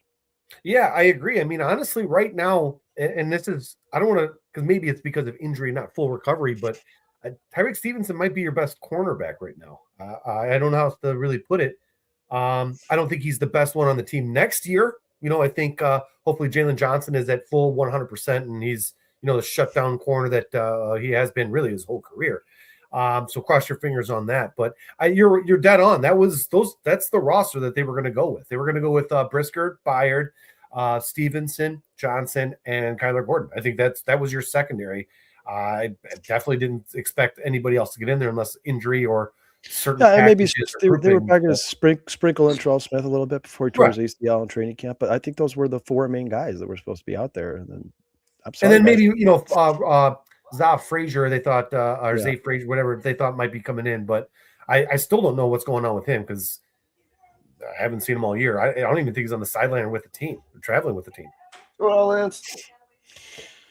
Yeah, it's unfortunate the Bears suffered as many injuries as they did. And you guys listen, the Nation Wright story is cool. It's cute. It's one of the stories that people have been talking about in the NFL. This guy led the league in forced turnovers. If you combine forced fumbles and interceptions, but let's face it, man. He's not taking the ball away. He's once in the last 4 games, and when he's not taking the ball away, he's just not a good corner. He's not good in coverage, and he's one of those guys where if you look at the box score, it's like when throwing Nation Wright's way, the quarterback was 7 for 8 for 142 yards and 2 touchdowns. Like if that's the effort you're getting, then I think he should be. It shouldn't be much of a conversation, right? It shouldn't even be much of a conversation. If you watch the way Tyreek Stevenson played last week when he got his opportunity, he should be your starting corner opposite from Jalen Johnson. Now, and you need to try to. Kyler Gordon's not even in this conversation, right? Kyler Gordon, you need to get on the field as much as possibly can because he's. Well, yeah, maybe put him in earlier in the game. Yeah, I don't know if he's going to be on a snap count. I'm assuming not. I would think at this point with full practices, twice last week, and I think he wasn't on the injury report this week, right, Sean? No, I would assume he should be a full go. I mean, it's now or nothing, right? If the Bears lose this game, this is the playoffs. You got to go. Yeah, and I'll say this, man, and I think he had 3 PBUs, 6 tackles, and 60% snaps. The defense with Kyler Gordon on it is so different. He had a great play at the goal line. This guy is such a difference maker on the defensive side of the ball. I'm so happy he's back, and he could be the guy that makes the difference in this football game. I do like having DeMarco Jackson out there as well. I think his speed, and he helps in the run game, and I think he'll be a difference maker in the run game as well. Overall, I think these teams match up pretty well. Defensively, I definitely give the nod to Los Angeles Rams. They have some killers on the defensive line. Their secondary is okay. I think Emmanuel Forbes is back there, and that guy just sucks. So their secondary isn't as good, but man, they got some dogs up front, dude, and it's going to be interesting. It's going to be a great trenches battle in this football game, man. But you notice too that when Kyler Gordon, Jalen Johnson, and Tyreek Stevenson are all on the field, the Bears pass rush gets better because they're basically creating coverage pressure. They're creating coverage sacks where they're locking their man up. The quarterback has to hold on to the ball a second longer, and then you give guys like Austin Booker and Montez Sweat an extra second to get back there. The Bears pass rush gets better with Kyler Gordon on the field. Everything gets better with Kyler Gordon on the field. I think there's a chance he is, outside of Caleb Williams, maybe the best Chicago Bear. Maybe you could throw Colston Loveland or Luther Bird in that conversation, but he is a difference maker, man. And I've talked to people all season who are like, well, we're missing Micah Parsons and Tucker Kraft. I'm like, yeah, we're missing Kyler Gordon. They're like, who's Kyler Gordon? Like, don't sleep on Kyler Gordon, man. He's one of the best nickel corners in the NFL, if not the best nickel corner in the NFL. And he, out of his own mouth, is one of the reasons that Dennis Allen came to Chicago. That's how much he loves that guy. And he talked about how much he could do with him. He's kind of a Swiss Army knife where he can be one of those guys you can use in the pass rush. You can use him in nickel. You could use him almost as an outside linebacker. He could drop back and play kind of a little bit hybrid safety role. I mean, he changes the defense, the complexion of the defense for the Chicago Bears completely. Dennis Allen's the guy who knows how to use those type of guys in every way possible. He knows how to get the most out of those guys. I'm telling you, I'm not saying the Bears are going to come out and be the number one defense of the playoffs going forward, but they're going to be a lot better. They're going to be a lot better. And I guarantee you, maybe I'm with you, Cliff. Maybe fans don't know Kyler Gordon's name that well, but I'll tell you this: Sean McVay knows who he is. I'll tell you that shit. I guarantee it. He's my guy, man. I'm so happy he's back. I am so I was so happy when he jumped on that field, man, just to see this guy out there and playing ball again and knowing how important and what he means to this team. Spider-Man is back. Let's go. I just another reason why I just think they're underestimating the Bears. I said a little bit ago, I just think it's so naive of a lot of these people who are just coming in here and thinking that the Rams are going to walk into a frozen Chicago and just walk the Bears out of the stadium. I think it's dumb. It's ignorant. It's a bad take. It's terrible. It's a shock jock take is what it is. Like people, for some reason, the national media just doesn't want to come to terms with the fact that the Chicago Bears are a good football team and they have one of the best quarterbacks in the NFL. And it's a quarterback driven league now, guys. And Ben Johnson knows that. And quarterbacks are how you win championships. And the Bears have a damn good one.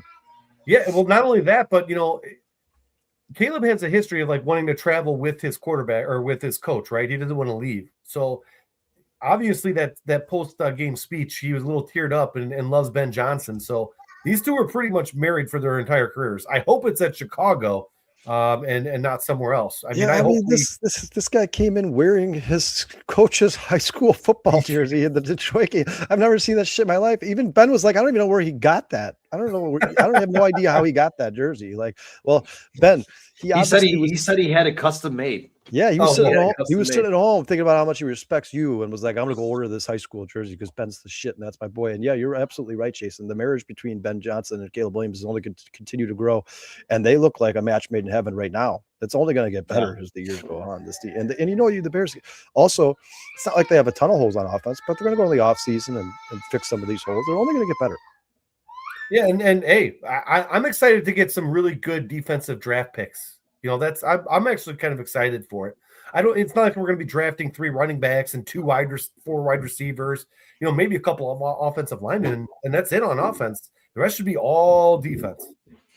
Yeah, I'm with you. When we get into this offseason, I started doing some research and put together a long potential free agent lists and a lot of positions. And there's some good players that you could get via free agency, and there's obviously you can improve in the draft. I just read an article yesterday. Was it Todd McShay? It was one of the draft guys who said that this is absolutely one of the worst first rounds in years. This draft coming up. So we'll as our season's still going, I don't have to worry about that right now. But as we get into that down the road, it's going to be interesting to actually get into some of these guys. And obviously, you never know what a draft's going to be for a couple of years down the road, unless you're the Chicago Bears. Now your draft picks are just awesome in year one.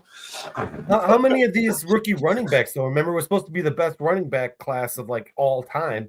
How many rookie running backs are really that great this year?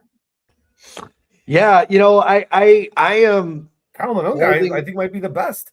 I'm holding reservations back on some of these guys that had slow starts, like Caleb Johnson, DJ Giddens. I still think that there's a lot that will be said from this RB class as the years go on, and that's just my personal opinion. I don't think any of these guys are done, and sometimes you need an opportunity. Sometimes you need an opportunity someplace else. And I believe Omari Hampton and Ashton Denty are both going to be damn good players next year. Borderline first round picks in fantasy. And Cole, once again, man, you should have been on this podcast the whole time, bro. We've talked about this numerous times too. Deo was a miss by Ryan Poles. Absolutely. I think Ryan Poles would admit that to you if you had a conversation with him.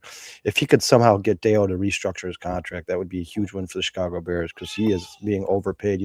What the Bears paid Deo and Grady Jarrett, they could have paid Danielle Hunter 2 years ago, and he could be making an impact on this team right now. It's kind of depressing to think about, but every GM makes mistakes. Ryan Poles is young.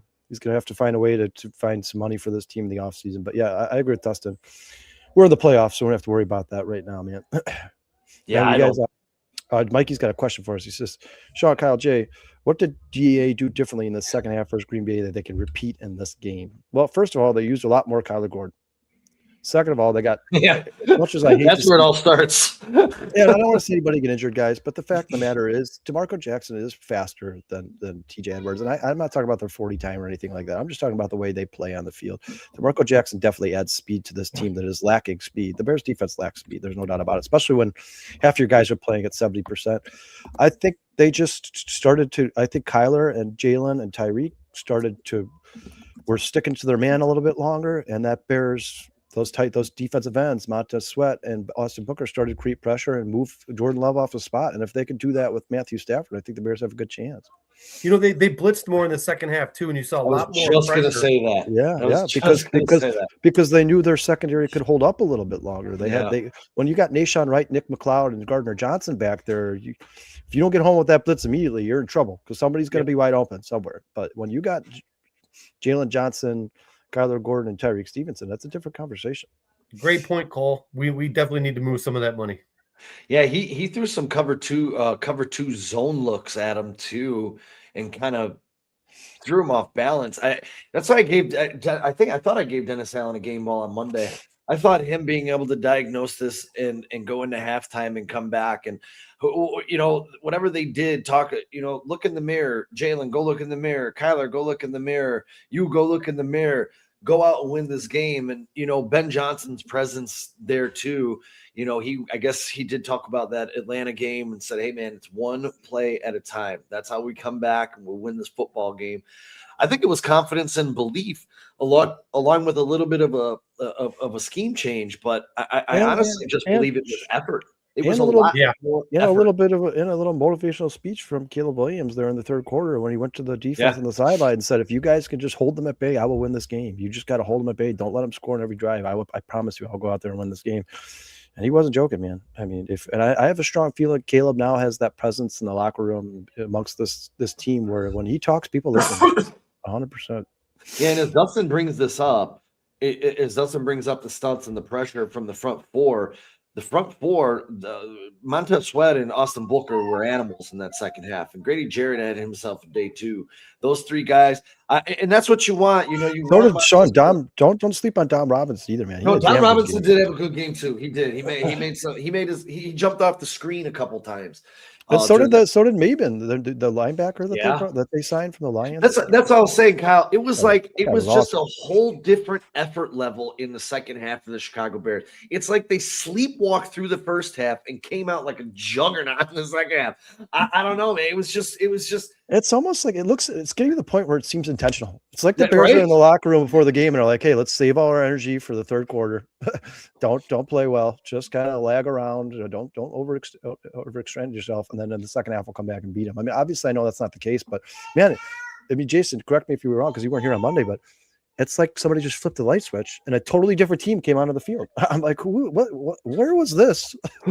What the fuck? I think that everybody in the chat is right. I think Dustin's right. I think, it was just more pressure. It was like an 18% pressure rate in the first half and a 32% pressure rate in the second half. That's an entirely different defense. That's one that's far below like the worst in the first half and then well above league average in the second half. I mean, that's the tail of the tape right there. Because, yes, we had to score 25 points, but we only let up like 6 points that whole second half. That's huge. Yeah, and they punted for the first 4 drives in a row coming out of third quarter. I think the Bears just made Jordan Love uncomfortable. And listen, guys, I love Matthew Stafford. He's a lot better than Jordan Love. But Matthew Stafford is not the most mobile quarterback in the NFL. If you can hit him a couple times and make him uncomfortable, he will start to rush a little bit, and he will make mistakes. We saw that last year in that Bears game when the Bears and Rams played. And I think it was week 4 last year when he threw that game deciding interception to Quan Brisker to end the game. I mean, if you make Matthew Stafford uncomfortable, he will make mistakes. Everybody will. Even the Tom Brady's of the world, if you make them uncomfortable, they get hit a couple times. It's not the same game. The Bears need to hit Matthew Stafford a couple times early, even if it means taking a penalty. Like, just make him uncomfortable. Make him as uncomfortable. Swat the ball when it's in his hand and get that finger re-injured if you can. You don't need to sack the guy. Just swat the ball. I mean, get your hands up, get some pressure on him. He's not going to run out. He's not going to scramble. That's not what he does. He's going to stay in the pocket. So, we keep saying it week after week after week after week. We got to get pressure on the quarterback. And it's not like that's the only thing we can come up and think up of here, but it's literally like we don't have a really good pressure rate. We need a really good pressure rate. And nobody needs it more than in the playoffs. My biggest fear this whole playoff run was we don't have a championship level defense. Now, maybe if they believe in themselves enough and they, good enough coaching or whatever, we keep doing what we're doing and that'll work. But I'd rather see a dominant defense like, Houston has or Seattle has, because that you have that paired with a good offense and you're unstoppable. And I will give you guys a nugget and tidbit here from the Los Angeles Rams. Guy who has not played since week 16, Kevin Dotson. He is currently ranked the third best guard in the league, 86.4 overall, a 90 in run blocking, which ranks third, a 70 in pass blocking, but overall his numbers, he ranks third out of 81 guards. He is very, very questionable for this game, and that could be a weakness that the Chicago Bears could exploit, having a backup in that guard position. And if Dotson is out and they're missing one of the top players in that offensive line, hey, man, that's just another advantage for the Bears and something we'll keep an eye on as this injury report comes out. Sean, you say left or right? You say left guard? I believe he's right. I believe he's on the right side. I believe he's on the right side. So that's Dexter. You got to take advantage. If he's out, you got to take advantage of that shit. It's time for Dexter to step up, man, because like you guys said, the old man, Grady Jarrett, has stepped up. He looks like the last 6 weeks of this season, he looks like a completely different player than he did when he first got here. Maybe that's just trying to fit the Dennis Allen scheme, but at first I was kind of questioning both those signings with Theo and Grady Jarrett, but Grady Jarrett has been absolutely amazing. And listen, I understand that he's not going to fill up the stat sheet. I get it. Very, very rarely are defensive tackles going to have 9 tackles, 2 sacks, 4 batted down balls. It's not the job of a defensive tackle, but Grady Jarrett's been fucking awesome, man. Is that true, Shy Text? Stafford has 1 rushing yard on the season. Oh, that's huge. That's huge, Chai, because we've talked about all season. Running quarterbacks give the Bears a tough time, man. Malik Willis gave the Bears a tough 100%. time. Jackson Dart was absolutely destroying them. He just got cocky. He got hit too hard. But running quarterbacks, design run. Brock Purdy's 4 runs in the Niners games were 2 first downs and 2 touchdowns. So it's good that the Rams don't have that in their back pocket. The Stafford ain't running anywhere, guys. No, he ain't running. No, he's not. I'm telling you, he's just not doing it here. And I know we've talked about this a lot, guys. Austin Booker's coming into his own, man. He's going to get to Stafford. I'm going to say 2 sacks for Austin Booker this weekend, this Sunday. 2 sacks. I'm going 2 sacks for my Rock Chalk Jayhawk. He's coming out. Every time you look up, he's around the quarterback. Like he is turning into that guy, and I am so freaking happy. But that's isn't that a little bit more incentive then to dump or get rid of or try to trade away or do whatever you can with Dio? Just get rid of that money. You gotta do something with Dio because listen, guys. He wasn't here very long, very small sample size, but I was not impressed. As a matter of fact, guys, when Dio was on the field, I never heard his name. They never said they never. I think he had a sack in the first game against Minnesota, and after that, man, he just disappeared. Absolutely disappeared. He needs to be. What was the injury Shamar Turner got? Does anybody remember? Shamar Turner, I think didn't he tear his ACL? Yeah, I think it's Terry ACL. Really quick, I want to get Ted Like a Boss asked how good their offensive line is. Going over my notes. They're number one in terms of sacks, I believe. I think they've given up the least amount of sacks in the NFL. Oh, offensive line. No, I'm saying I think their offensive line has given up the least amount of sacks in the NFL this year. At least I have them right now as the 10th overall run blocking and 6th overall pass blocking efficiency. Yeah. That's what I have. Yeah, it says here, passing statistics, LA Rams offense, QB sacked percentage, 3.61, which is number 1 in the league. There you go. Number 1 in the league. How often Matthew Stafford drops back to how often he is sacked. Number 1 in the NFL. Yeah, it's a damn good offensive line there. Listen, they're a damn good team, man. There's a reason they're in the playoffs right now. There's a reason that they were the favorites to win the Super Bowl for most of the season. This is not going to be a walk in the park, and just because it's cold out, it doesn't mean all of a sudden the Bears automatically take the advantage. But they're beatable. They're definitely beatable. This isn't Mahomes and the Chiefs. This isn't Tom Brady and the Patriots. And I do agree, Dustin.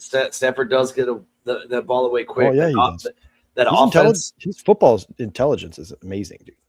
He should be at 37. I mean, he's a grizzled veteran at this point. If he doesn't understand the offense, then playing behind that Detroit offensive line for years, I think he started to learn how to navigate the pocket a little bit because he was getting his ass whooped.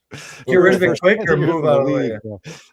Yeah, it's gonna be interesting, man. I still think after watching the Rams down the stretch, I think a lot of their numbers were built when they were peaking in the middle of the season. Yeah, they peaked at the wrong time. Yeah, if you start looking at what they've done over the past 6 weeks, they've lost a lot on the road. They lost in week 13 to Carolina. They almost lost to Carolina last week. I mean, when they got up 14-0, I was like, holy shit, dude, they're gonna blow this team out 35-0. And they struggled. And I was listening today and they were like, yeah, but you're underestimating Carolina's defense is way better than the Chicago Bears, and they're able to give them fits. Guys, they still gave up 31 points, so that defense ain't that great. Like, they come on, what are we doing here? Oh, I forgot Coleman Shelton was on the Rams. Like that, you got to take advantage. You got to take advantage of that shit. You better take advantage of that shit, Bears. This guy was blocking his own lineman on the Bears. You better take advantage of that fucking guy being in the middle of the line. Yeah, and hopefully Dotson's out, man. If Dotson's out, that's a huge break for the Bears to have the number 3 ranked guard not play, right guard. He is the right guard. So yeah, I mean that's like as big as Zach Tom, man. I mean you're talking. It's probably their best off. It's based off the numbers you gave us, Sean. It's probably their best offensive lineman. Yeah, he's really good. And I'm with you, Dustin. That's what I said earlier, man. Like if you watch that game on Sunday, I mean, you didn't walk away like, "Oh, this is a team winning the Super Bowl." You really walked away like, "Holy shit!" I mean, you guys and Jason, you watched all the playoff games. That team is not here. That team is not. There wasn't a team you watched in the playoffs this past weekend, and you're like, "Oh my god, I don't want to play that team. I do not want to play that team." And obviously, it's really strange, dude. You see, it's a 1-5 seed versus a 1-5 seed, and a 1-6 seed versus a 1-6 seed, and a 2-5 and a 2-5. Really? Yeah, obviously we haven't seen the Broncos and the Seahawks play yet, but no team in the playoffs has been like uber impressive. There's not one team I've watched. They're all beatable.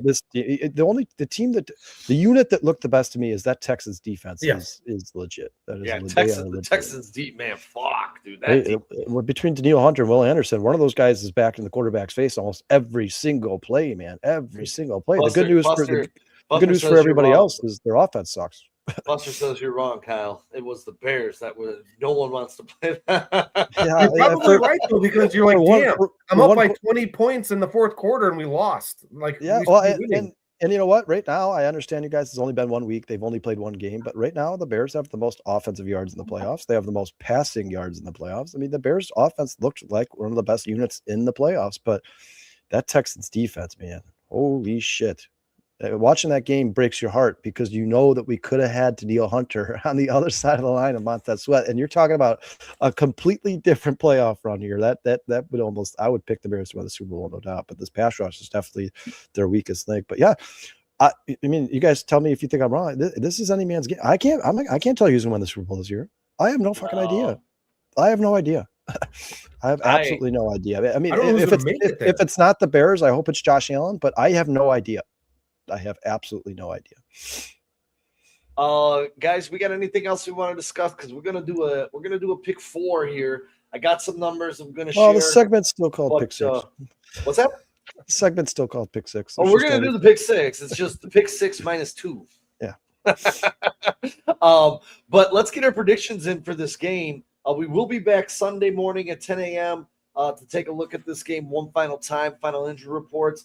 Find out exactly if Kevin Dotson's playing, if anyone else popped up on the Bears. Hopefully, Kyler Gordon stays healthy. Real quick, Sean, I just want to read this chat. I love this chat. Cole, you're killing it today, man. He says Chicago's Cole, you're doing a hell of a job, bro. Yeah, fuck yeah. He says Chicago's biggest strength right now is Chicago weather, and the fact that Caleb's arm is not affected by the Chicago weather. I agree with you. Dustin's talked about this numerous times on the show. Caleb could throw in 30-mile-per-hour winds, man. He just throws. His arm is so impressive. I don't think the weather has any impact on Caleb Williams at all. I think he's the exact same quarterback. I don't think the same can be said for Matthew Stafford. I really don't. If it's really windy out there, that will affect Matthew Stafford's passes for sure. Hey, so Foster, does that mean you're rooting for the Rams this Sunday? Ha ha ha. Foster, choose your next words very wisely. So who you guys got, man? What's your final score? What's your final score this weekend? Well, Sean, let's go to the chat real quick. Romy has the Bears 24-23. Prophet has the Bears 24. Hold on, what was it? Romy has what? The Bears 24-23. Okay. Prophet's got the Bears 34-28. I like it. 24, 20. What was it? 34-28. 34. Breaking news: Bruce, Chicago, or 4-star Chicago Sports' very own, has the Bears winning 30-20. Relentless Mikey has the Bears 31-27, which that would be the same exact score as last week, correct? Yeah. 31-27. Jason, what do you got, man? I'm going to go 34-30. I like it. Jay, 34-30. Sean Foster says he's going to take the Bears 27-19 because of the weather conditions. 27-19. I'm with Foster. I think if it was a warm game, you're talking about maybe both teams playing in the 30s, maybe even possibly 40s. But because of the 8-degree weather and just how frigid it's going to be and how much it's going to suck to play football on Sunday, I'm going to go Bears 26, Rams 21. 26-21? Yeah. Well. Yeah, Dustin, 30 degrees is different than -8. That's a big difference, man. They're saying this might be the coldest playoff game in NFL history. Yeah, they're it's going to take a lot to beat 89 because that 89 game was cold as fuck. Yeah, like 6 or 8 degrees. That's the actual temperature, but not the real feel, wind chill, like actual what your skin feels. I'm gonna go. I'm gonna say the Bears are gonna open them. The Bears are gonna be true to themselves, stick to their identity. They're gonna get a couple takeaways. They're gonna come up with a couple big sacks. There's gonna be some scoring in this ball game. I think the offenses will be able to operate. I got the Bears 27. I got the Rams 24 in what's going to be an epic showdown in the divisional round for the Chicago Bears. So we got, we basically got, the Bears average 26 points per game. I got them scoring 26 points. I think that's pretty reasonable considering the conditions. It's not, I certainly don't think in a -8 degrees weather, it's going to be 41-38. That's just my personal opinion. Maybe I'm wrong. Hopefully the Bears do score 41. That'd be awesome, but I just don't see it. Relentless Mikey says Bears get 4 turnovers. That would be absolutely amazing. 4 turnovers, they're winning this game for sure. Oh, no doubt. Sean Chai says the Rams 24, Bears 27. So we all pretty much got the Bears winning by a field goal outside of a couple. Wow, that's true, Foster? Holy shit, dude. I don't even know if a human can survive -59. I was going to say, dude, you should cancel the game. Yeah, they should have canceled that game. Is that really true? I got to look into that, man. I got to look into it. That can't be true. I didn't even know that was the thing. -59. Were they in Antarctica? Yeah, were they playing on the North Pole? All right, boys. All right, so guys. we've been doing this all year. Dude, listen. The 1982 AFC Championship game known as the Freezer Bowl had an air temperature of -9, but with winds, the wind chill dropped to an extreme -59 degrees. Holy shit. Foster, you called it. Damn, dude. I'll tell you this right now. I might be, if I was on those teams, I'd be, you know what, Coach? I don't know, bro. I got a knee in the back. I got a stinger. Yeah, Dustin says we're men when men were men. Yeah, goddamn right. Those guys probably didn't even complain about it. They probably just went out there and did their job. Now these guys. Well, dude, they also had 3 lines of Coke, a couple of shots of cortisone, like half a bottle of whiskey. Hey, and I'm just gonna say this, guys: the Chicago Bears have done it again. The article just hit my phone. Prophet says Foster was there. He was sitting in the front row. Foster said, "I watched it." But what you call it? The Chicago. It's the article says Bears tickets reach record prices for Rams playoff game. My friends, if you're going to this game, the New York Times is reporting it's going to cost you about $975 per ticket to walk into that stadium this Sunday, boys. The cheapest ticket on Vivid Seats is $865 to walk into the stadium. The get-in price for the last round was $434 to $560. The Bears are doubling it. Can you imagine what it's going to be if they host the NFC Championship game? Oh, Jesus! Can you imagine what? Can you imagine what the parking lot's going to be all Ferraris and Lamborghinis? Dude. Can you guys imagine what the playoff tickets are going to be if they build a $6 billion stadium? Oh. Can you imagine what those are going to be? Hey, and by the way, guys, $3,000 for nosebleeds, man. Pritzker's fat ass finally gave in, and he's gonna help. He's gonna help with the infrastructure fund. So it looks like we're gonna get back on track right here in Illinois and get this thing going in Arlington tonight. Yeah, because we're winning games now, and everybody in Illinois loves it, and we're one of the most popular topics in the country. So I'll attach myself to this. Hey, 100%. Dude, Jason, I said that a year ago. If JB Pritzker's in charge when the Bears leave the state of Illinois and go to Indiana, he's going to be public enemy number one for the rest of his life, man. For the rest of his life. Dude, they lost the election for the last governor. Sean, Steve has the Bears 26. I'm writing it down 38. For that guy. Yes. Boo. Boo this man. Fucking nerd. No, I'm just kidding, Steve. You know what I say to that?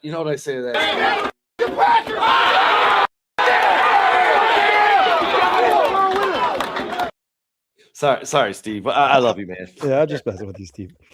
Hey, man. All right, let's do this, guys. Who we got? The Bills are traveling to Mile High to take on the Denver Broncos in the divisional round of the playoffs. Steve, Dustin wants to know what you think the Packers are going to score this weekend. Oh, you know what? I forgot to mention the favorite part of my week was somebody put on Twitter, and it was the Packers in their locker room packing up their shit.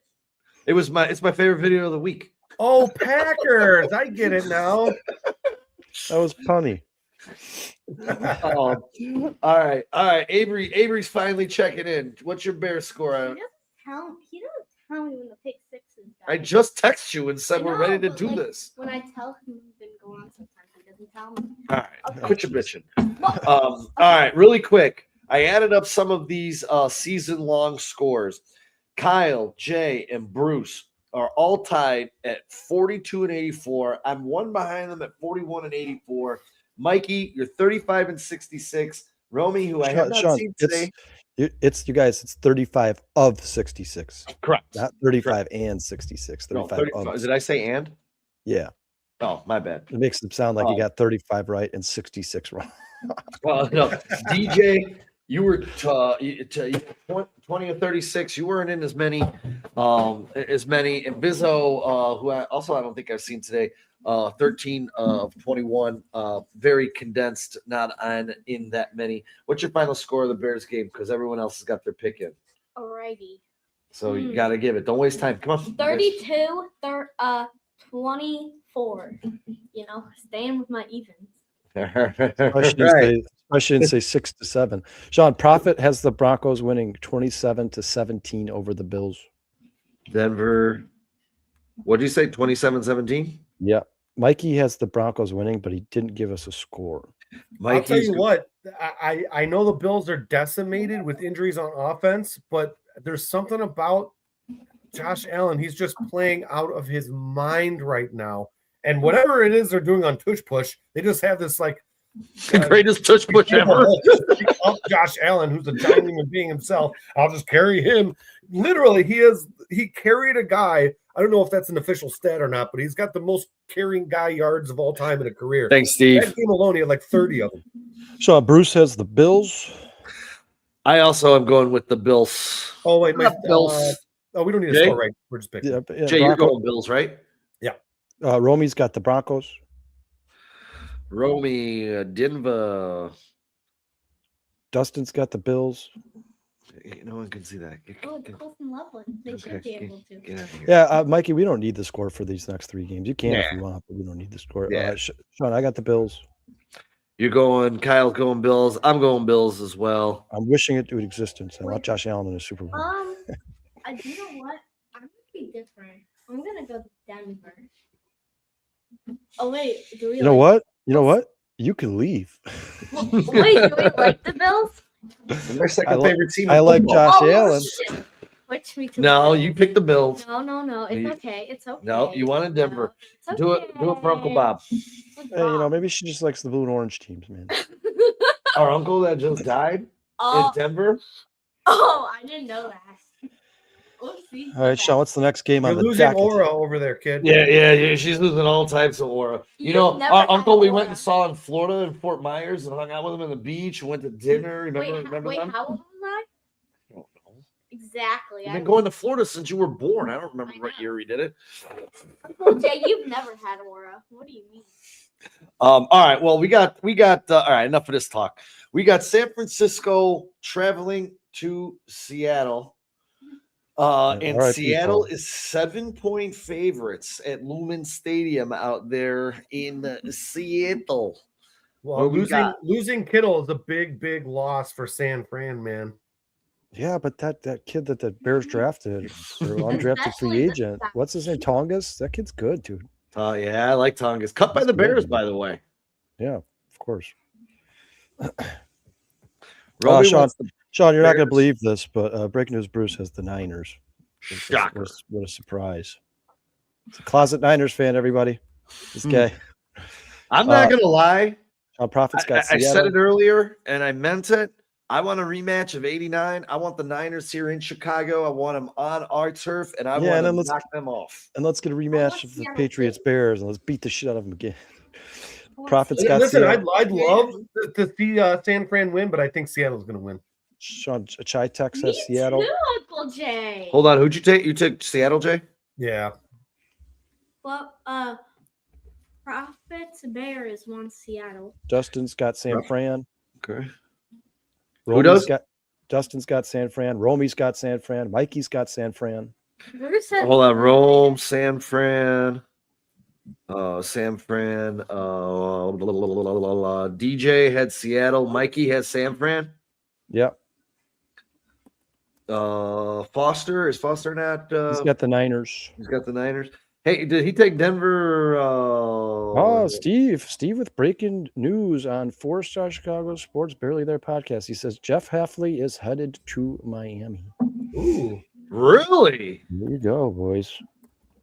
Well, there you go. Congratulations, Steve.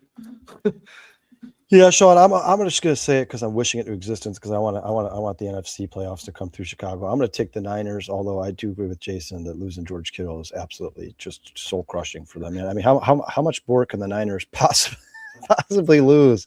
They got to get away from that power plant or whatever they got going on over there. Dude, they probably lost him for next year, too. I mean, damn.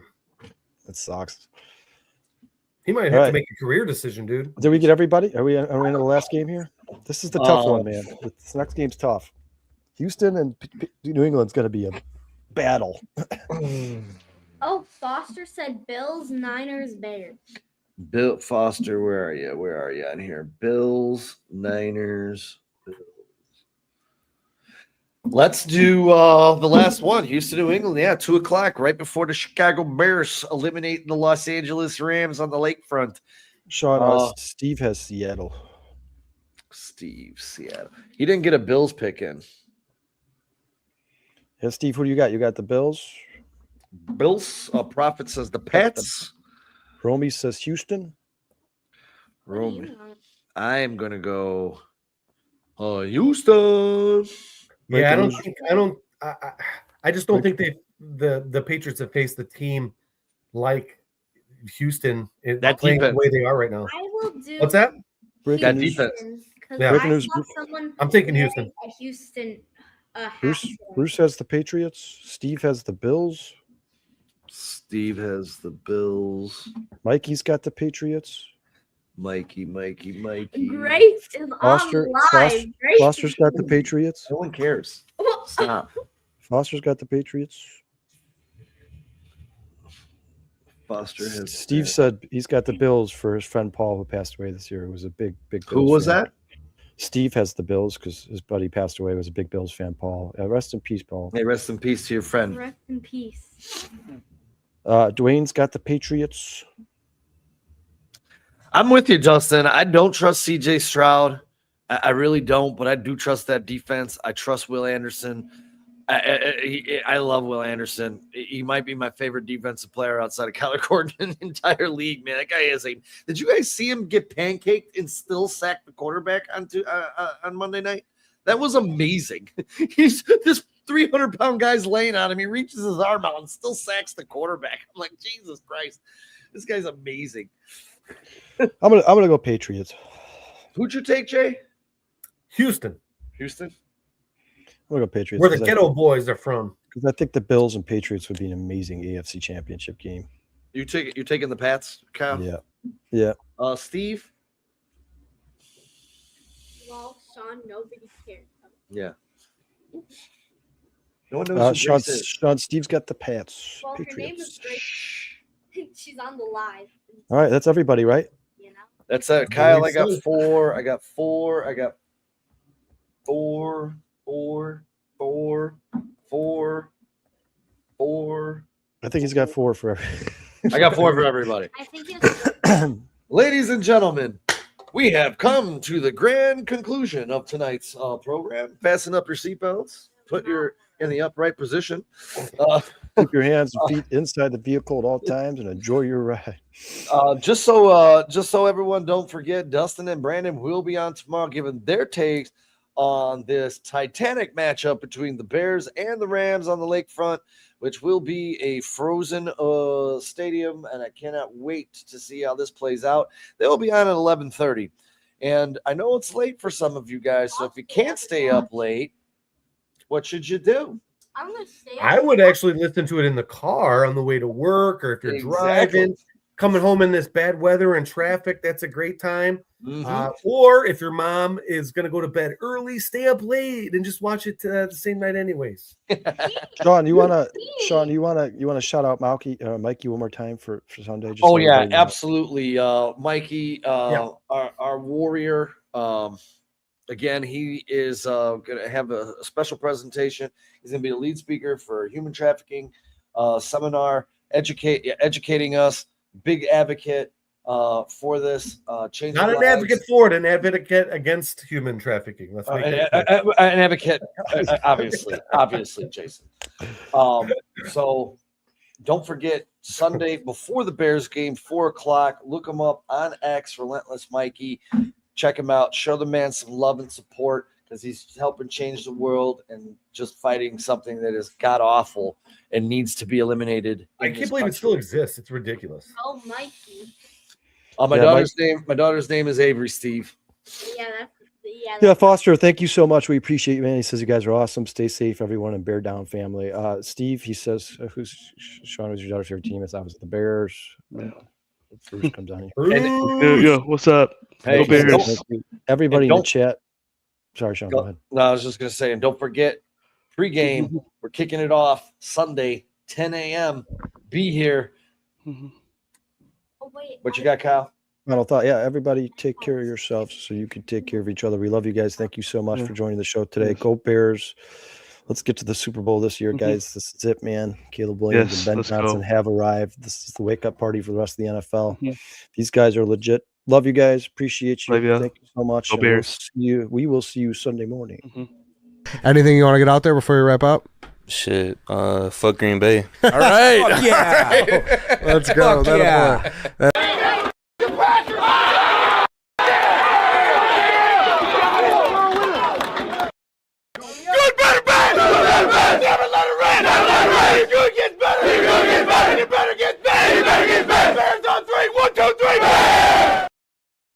I love that man. I love that man.